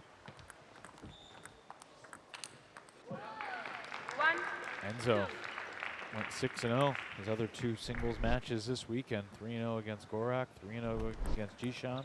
But Sasha 1. got You to know what? Enzo a little bit.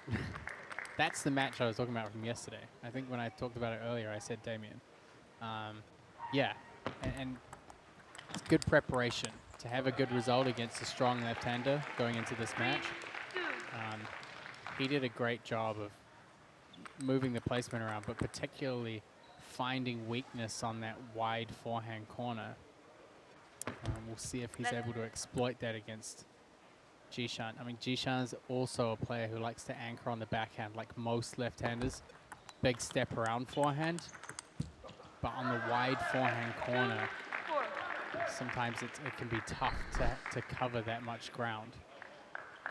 So we'll see what the strategy is from Haneen in this match.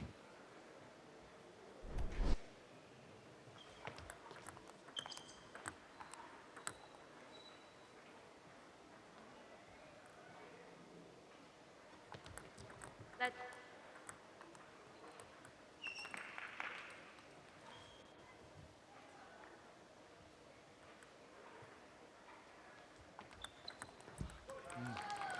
3, 4. Both players trying to figure out best strategy moving forward. That's nice. There's that forehand line that he needs to find. These two, of course, did play last month in the week 3 matchup, the opening match of the Wind and the Revolution, with Haneen barely coming out on top, having won 11-10 and 11-9 in his games. Jishan winning the middle, 11-10. So Yeah, all 3 of those games were down to the wire. yeah, so we could see a very, very narrowly contested match here. Let's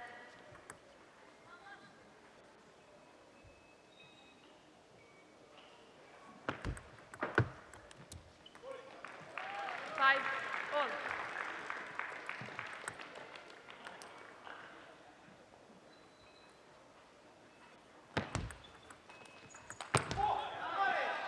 And there's that 5, ball carried a little bit away from the forehand.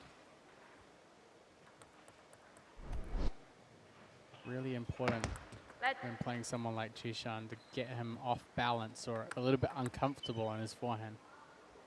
If he plants his feet before he plays that shot, 6, all. pretty difficult to deal with.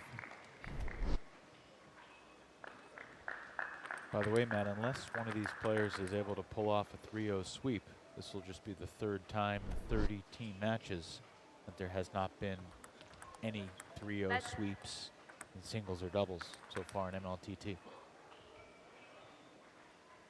I forgot about that. 6, 7. I don't know if it matters or if it's worthwhile, but it is true and causes me to raise my eyebrows. I don't really understand it, but Yeah, it's going to be quite interesting to see what happens with the West Coast matches 8, 6. next weekend Revolution. to serve. see if there are more clear margins. 8, 7.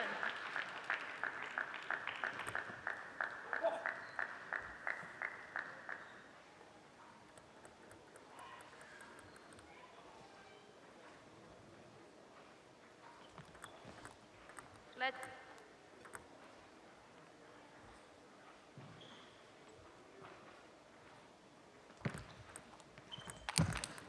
big Yes. time forehand from Leong. 7, 9.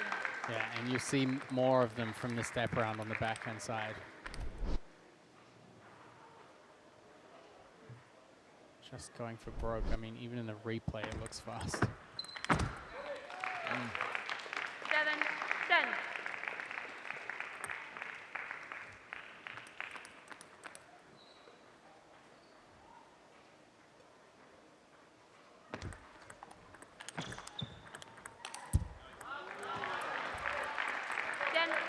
Haneen trying to will his way back into this first game. As we said, when these two guys played in October, 11-10, 11-10, and 11-9 were the three scores. So 11-8 would characterize as a blowout between these two if Liang wins this point, and he does. 11-8. First game. Jishan puts Princeton up 7-6 overall. Certainly been quite interesting to see in more recent times Jishan using the backhand serve. Not something that we would typically see from him, but he's used it pretty effectively to set his forehand up. Who? Chicago? You sure it's not Princeton Revolution's house? Chicago win? Who is Chicago win? Can I hear you? All right. And Barbaro doing a great job all weekend of keeping this crowd on their toes, keeping them engaged. Doubly valuable because they'll start that last game with an extra point. And that last game, the golden game, remember, is 6 times as valuable as any other game that will be played here today. And this is the battle Time. for third place. Players come back to the table. Jishan Liang for Princeton Revolution. And your very own. Had some great crowds out here across the weekend. Really have. For these matches. It's really nice for the Chicago win to have Second people game, here Revolution. getting in behind them, 0-0. getting in behind the league. And certainly a lot of the people who have been here have 1-0. really enjoyed the experience, not just being here in center court, but also being able to see the players practicing on the practice courts right outside here and playing a little bit of table tennis themselves with a robot or with each other.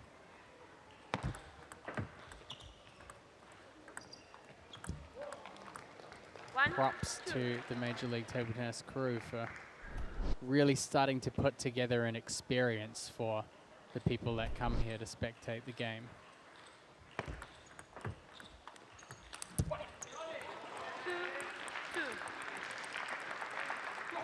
I mean, looking to get some early momentum here in the second.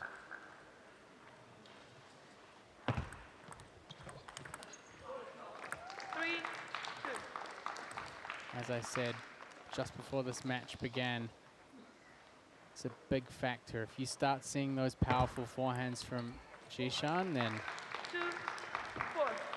that dominance starts to kick in.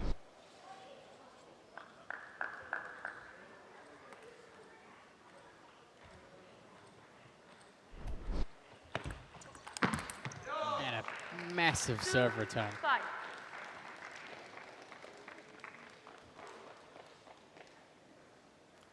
When you said on Friday that you thought Jishan had the best forehand in the league, I was a little surprised, but I see what you're saying. Because when he gets to line it up, he really pops it like that. Yep. And you know, being left-handed, he can step around and he can hit it anywhere. You know, down the line, out to the opposite corner. But, you know, if you look at someone like Kazaku, great forehand power, but people can still get it back. With Jishan, when he gets into position and hits a forehand, they're just screaming winners. On the replay, couldn't even see the ball hit the table. Yeah, exactly. I mean, managing to keep the ball on the backhand there, that's definitely a safer option for him, but it can be really tough to find the backhand of Jishan. He moves quickly. He's always hunting for the forehand.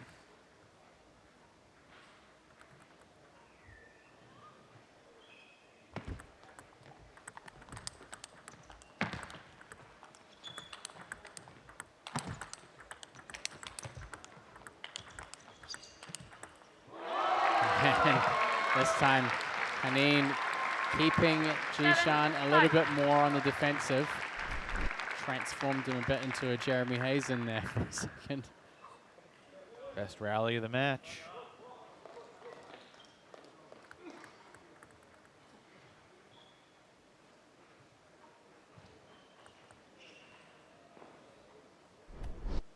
Determined look back at the Chicago Wind bench there. 7, Haneen starting to wind up.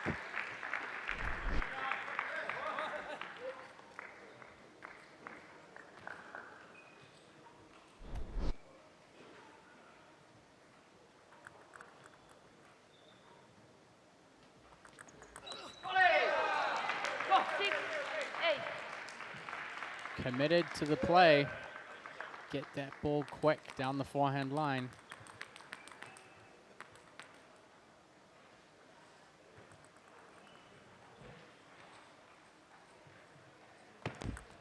Let's.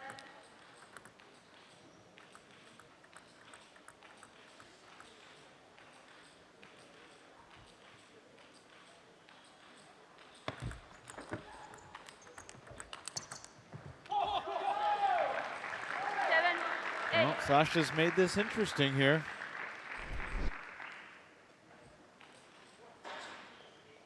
7, 8. This exact moment, both these guys are 3 and 4 in singles on the weekend, so their weekend kind of hangs in the balance here. 8-all. 8.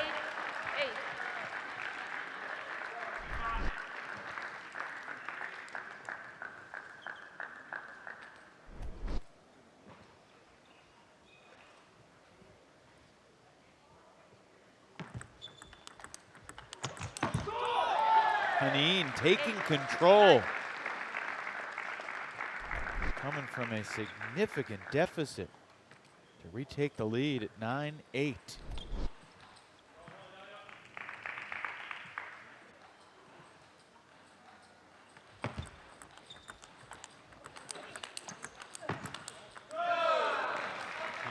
Jishan hooking into that second forehand.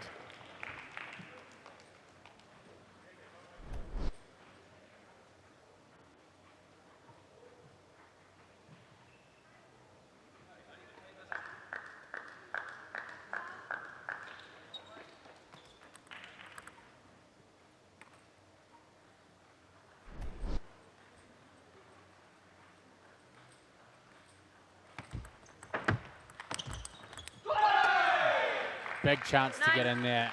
I mean, opening strong with the forehand. Jishan just got a racket to it.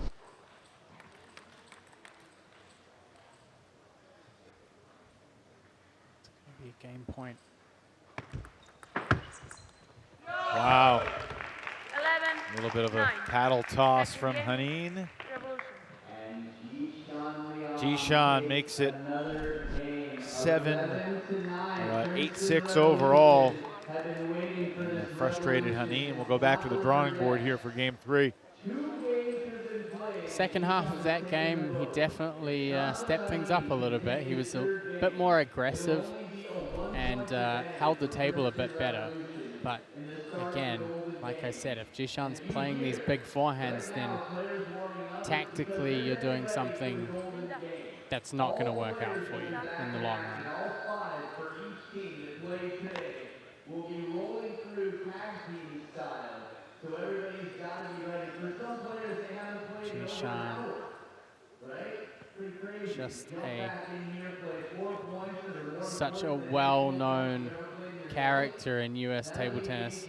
He's been here for a long time, and more recently has become a member of the U.S. national team. So he's actually at the Pan Am Games 2 weeks ago, where he's part of the men's team that won bronze medal.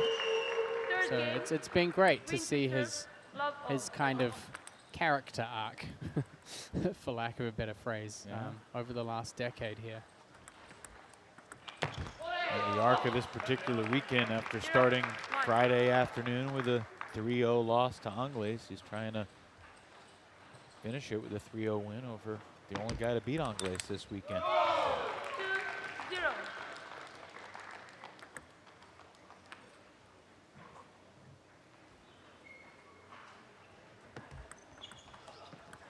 Ooh. 2-1. I know the Revolution team were having some discussion about whether they were going to bench Jinshin or Jishan. Kind of trying to decide between those two. So you have to feel. Bench might not be the right term. It's to make inactive, but I understand what you mean. Yeah.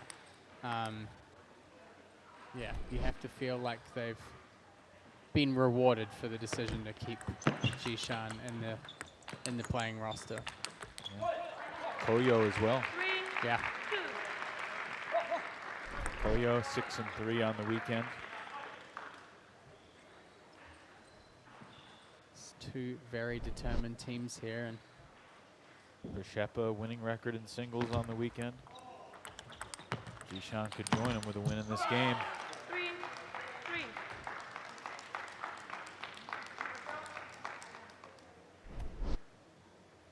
Princeton's going to have the lead going into the Golden Game, so if the track record continues, the team that's ahead going into the Golden Game can prevail yet again. Maybe Princeton's second win of the weekend.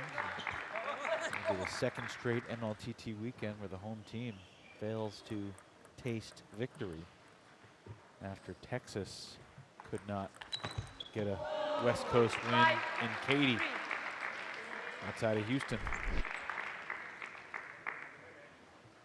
great serve return there by Panine. Again, directing the ball down the line.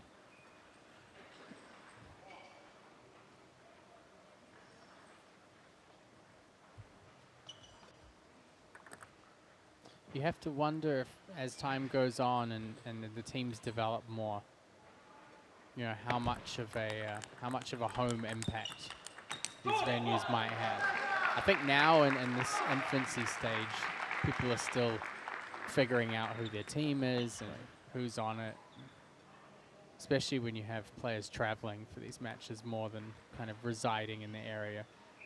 Obviously, you have a couple of exceptions with players like Daniel Gorak, who's based in Florida, and Shaji Wei in Portland. But yeah, it would be really, really great to see some great home crowds come out and really get behind their teams. And I think Chicago have really done a great job of embracing their team and showing up to support them here.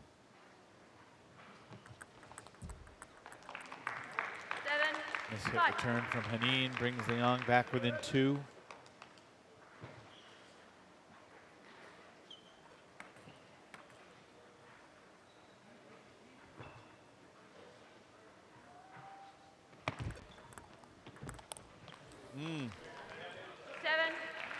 Good short return, and Haneen couldn't get over it the way he needed to. Sometimes those shots can be a little tough. He kind of came in for a flip kill. It was probably high enough for him to take a little bit more time with. Chicago out of timeouts before the Golden Game. Haneen started to walk to the bench and got called back.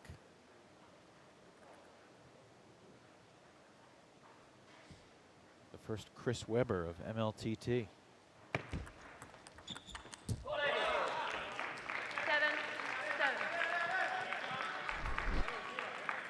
In the early 90s, Chris Webber was playing at the University of Michigan in the Final Four, and he called a timeout when his team didn't have a timeout, and it was a technical foul against North Carolina.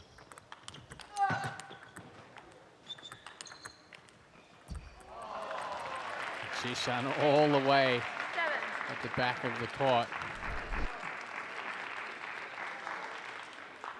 That's a place where Sasha can be confident. He should be able to finish the point off. There's another chance here to take a game. A huge backhand. Jishan thought that hit.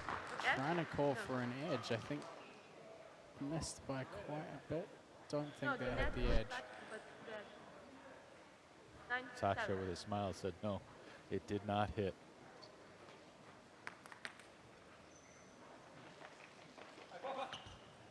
Jishan relented his argument pretty quick.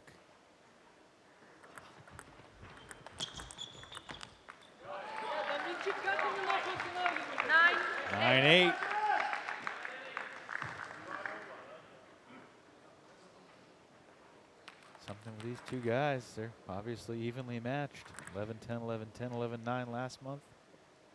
11-8, 11-9, 9-8 here. Oh, wow. Huge backhand. Ridiculous. You know, one of the crazy things is when players come from China, a lot of the time as they play, their level declines. Obviously, having trained so much and so frequently in China, then coming to the US where they don't play as much. Honestly, I feel like Jishan's game now is just in such a great place 10, 9.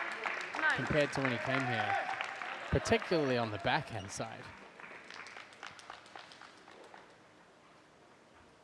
He was down. He's come back. He's got a game point. My goodness. Jishan Liang closes with a fury and sweeps the match over Sasha Hanin. 11-8, 11-9, 11-9. There is, in fact, a 3-0 sweep in this match. Only had 2 times in 30 team matches where there has been no sweeps. Jishan able to give his team a 3-point lead heading into the golden game.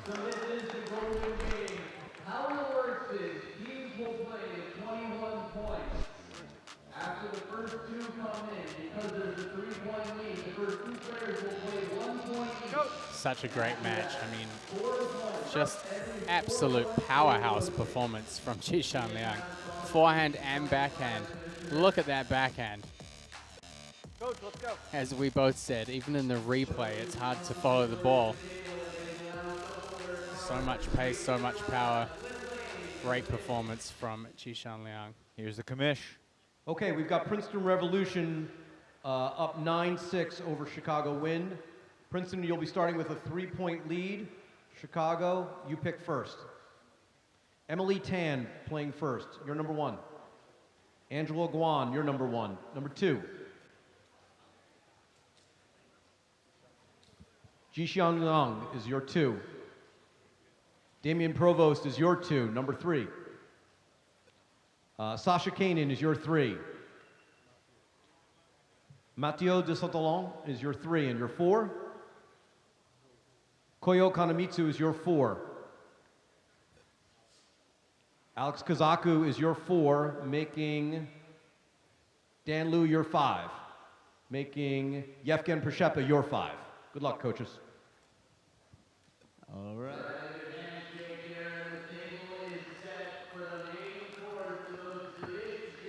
The only thing that surprises me a little about this is that Prishepa's in the 5 spot with how well he has played over the course of the weekend. But those could be valuable points, so we'll see. The ladies will take the table first.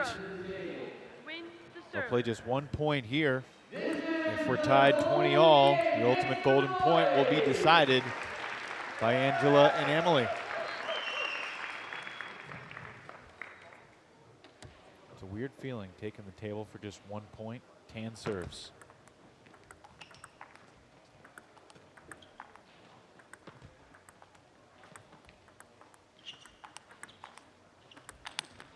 Missed it long.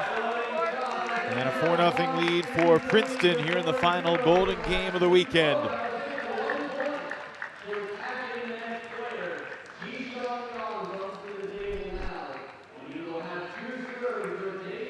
Jishan with a different opponent. Just swept Sasha Hanin. Now he faces the lefty Damian Provost.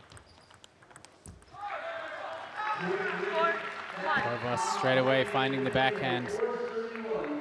Provost took 2 out of 3 over to Santalan earlier, excuse me. Missed it. Provost will certainly be more familiar with Jishan, given how long they were both based on the East Coast. Out around New Jersey, New York. Of course, Jishan now residing in North Carolina.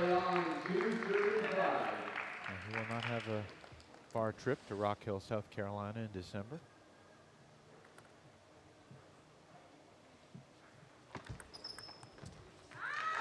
A determined Damian Provost. claws back some crucial points for the Chicago Wind. 3 out of 4 there for Provost. Brings the Wind within 2. Hanin versus DeSantillan.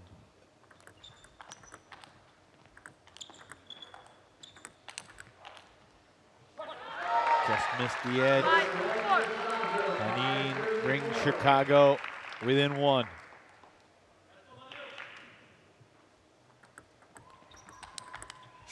DeSantillan stepping it up on the attack.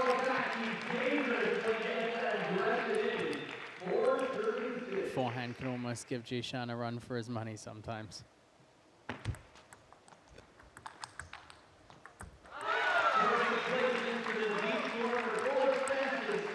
Big point here.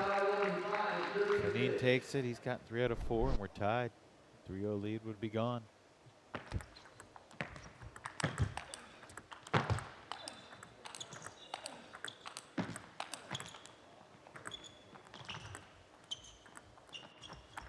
Oh, what a point. It is amazing how DeSantillan counterattacks from deep beyond the table.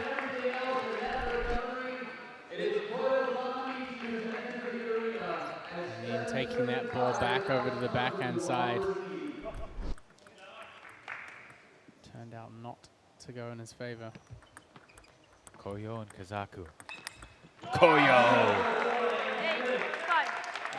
Man, he's been good.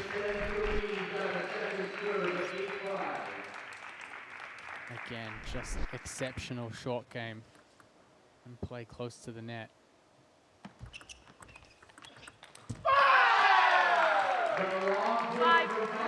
Heard he has pretty big aspirations to try and get back into the Japanese national team, potentially, so These are good reps. Stepping up the training even more.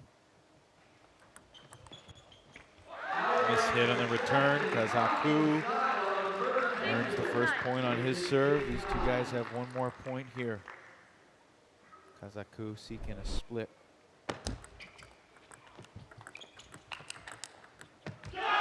But it's 3 out of 4 for Kanemitsu Koyo. And Princeton's back up by 4. Koyo pretty happy with his performance there. All smiles going back onto the bench. Dan Liu and Prashepa.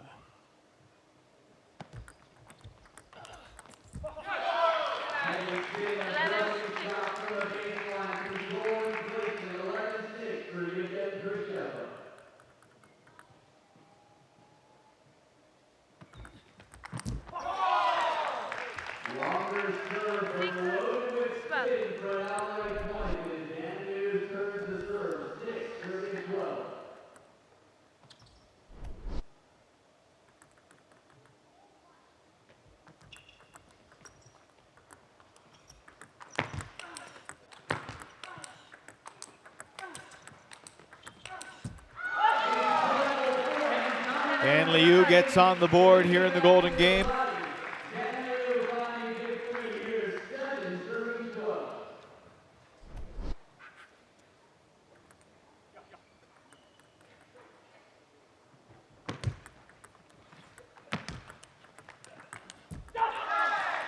Dan Liu just out here fighting.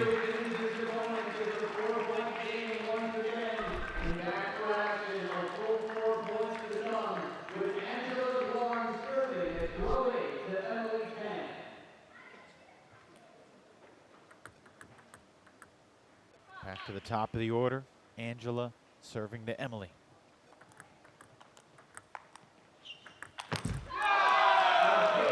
Slightly higher chop there. Emily Tan seeing her opportunity. Deceivingly spinny and right on towards that back line of the table.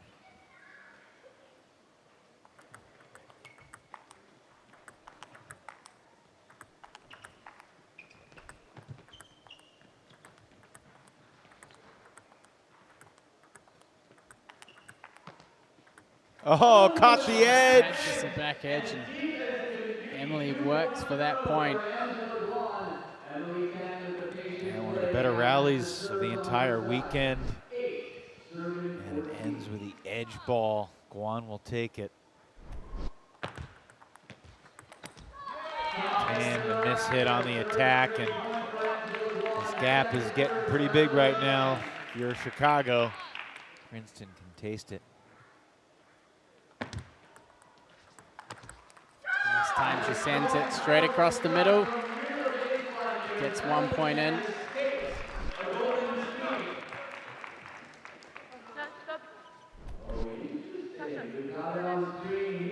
DeSantalon started walking to the table, but he was 4 points early.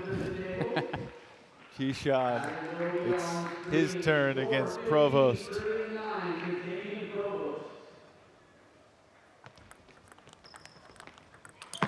Provost looking for the counter. It's a tough forehand to counter, but he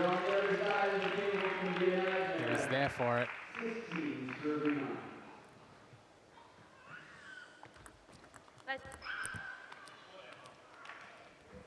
There's obviously a big gap between the top two and the bottom two in the East, but this would be a really nice win and a good weekend for Princeton if they could finish it off. A team that was clearly in the cellar after each of the first 2 weekends, but they've changed the narrative. They've beaten the Crocs twice in a Golden game and now looking to avenge a pair of losses to Chicago, 5 points away. Provost taking important points here for the Chicago Wind. Got them into double digits, now moving them forward even more.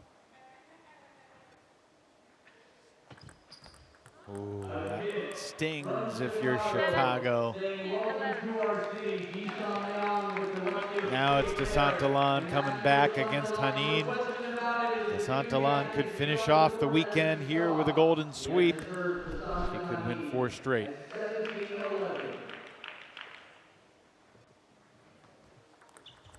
Long fast serve. Catches Hanin off guard.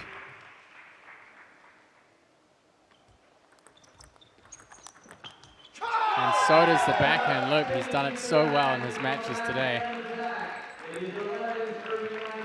A couple of surprises there from DeSantalon. Hanin misses it, and that sets up DeSantalon to finish this thing off.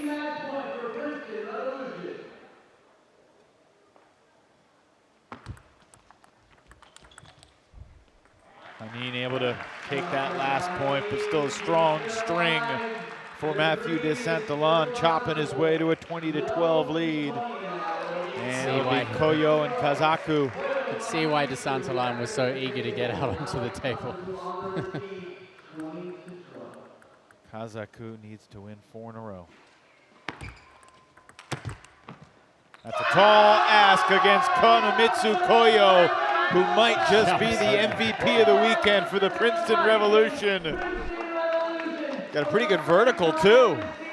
Check out the hops. The celebratory leap over the barrier as Princeton has its first 2-win weekend in Major League Table Tennis. They have a big support crew here with the ownership.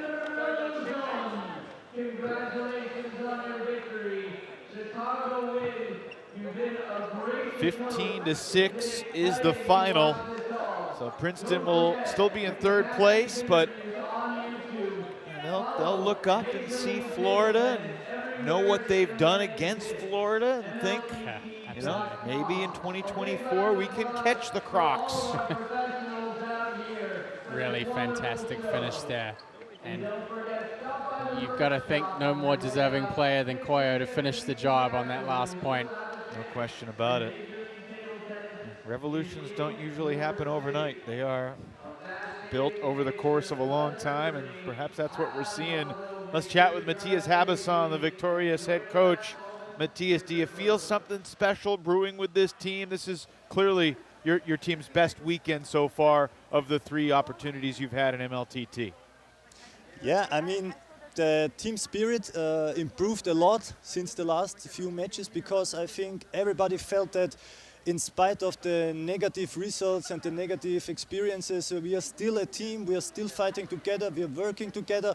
Nobody's angry or something. Just everybody try to find solutions for the problems we had to struggle with. So, yeah, I think that's what it is. And yesterday we had a positive, experience, and it's grown until today. So, yeah. And we've talked a little bit about your preparations before. You've been out there putting in the work, feeding your players multi-ball on the other table. You've taken a slightly different approach to the other teams. How do you feel about that, you know, knowing that you put in the hard yards now and you've come out with the results? Yeah, I mean, I'm just used to it. Yeah, I'm coming from a very, very serious taken area of table tennis or general professional sports, and I think this is what the most professional coaches and teams are doing, yeah, to prepare them like this way. I mean, not everybody for sure, but most of them, and I'm also used to it. I think also as a player it's a little bit different to get a little bit more warm and hot into a match than just mentally prepared. But every player is different, every coach is different, for God's sake. I mean, it would be boring if everybody's the same. And until now, I must say, okay, we had 2 wins now, but we are still on the bottom of the group, so I cannot say my way is the right one, but I think we are on the right way now. And yeah, if it's maintaining like this, I'm just happy. Well, you're in 3rd place now, creeping closer to the Crocs. Who do you feel was your MVP this weekend? I mean, there are a lot of candidates. Koyo obviously had a really strong weekend. Jishan finished really strong. Can you pick an MVP for the weekend for the Revolution? That's really tough to say, and I have to be diplomatic there. But no, I think everybody of my team is just an MVP this weekend. I'm really proud for my team today. Thank you so much. Fair enough. We'll let you get away with that this time, but next time I'm going to make you say it. Matthias, thank you. Okay, then I'm prepared. We'll see you in December. Thank you so much, guys. Matthias Habassan. Spent 6 years as the coach of the Austrian national team. Comes from a great table tennis background. And how about Jishan Liang? Takes it 3-0 over Hanin and then continues the strong play in the Golden Game. Jishan, thanks for joining us here. Obviously, you and Sasha only play close games against each other, but you were able to get all the big points late. Before we get to the Golden Game, let's talk about the match against Sasha. What were you most proud of about your performance in that match? Yeah, so basically that's a totally different rule than normal matches. Also, I lose some Golden Game before. First time since last month I play him. I also lose the Golden Game. So this time I just try to change some different strategy, and yeah. What'd you change? Yeah, what I changed. This should be Hayden. Yeah, I cannot talk too much, but actually yes, for the I need attack more, and also I have to get more. Maybe I change power to more faster on the table and try to consistently attack. Yeah, and you're a table tennis player who's so well known in the US for having such a big forehand. What kind of recovery process do you have to go through after playing 3 days of matches and playing such big, powerful shots? Do you have like massage, and what kind of stuff do you have to do to recover from all of this hard work? So basically, for right now, for this year's, my goal is try to play Olympic and try to practice every day. So for this kind of matches, for me, physically okay. So no need to, it feel like really normal. Still strong? Yeah, still strong, yes. Jishan, when you're practicing these days, what are the little things that you are working on, the tiny details of your game that you're still trying to improve?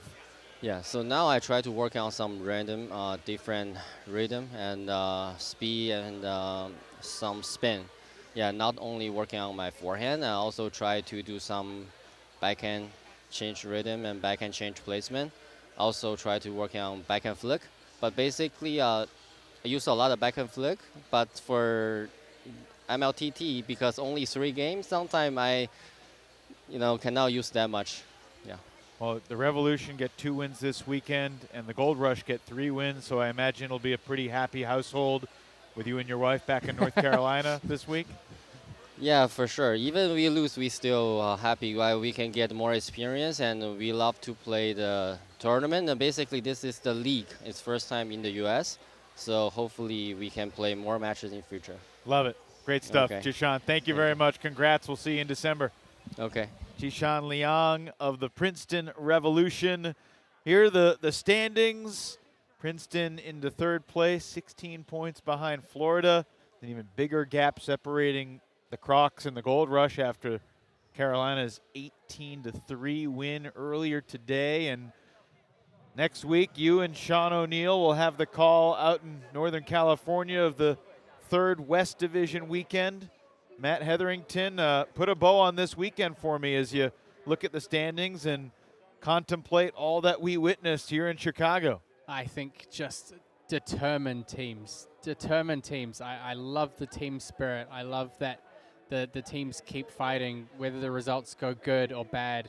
And what's being instilled in these teams by the players that have come in from professional leagues that have that experience and by their coaches, I think is great. It's a great start for this first ever professional league in the U.S. All smiles for the entire Princeton Revolution family and the extended family. Matthew DeSantalan and company able to get the job done. Yevgen Prishepa, another strong weekend. Koyo Kanemitsu was just phenomenal all weekend long too, and Jishan Liang helped to put the finishing touches on this tremendous performance. It's been a pleasure being alongside Matt Hetherington here this weekend and working with Sean O'Neill through September and October. I will be a spectator, eagerly and avidly following from afar as Matt and Sean have the call next weekend in Oakland. We thank you for being with us throughout this Chicago weekend of Major League Table Tennis. For our entire crew and from our broadcast partner, Matt Hetherington, Evan Lepler saying good afternoon from Chicago. Princeton gets the win here, 15-6 over the Wind. So long, everybody.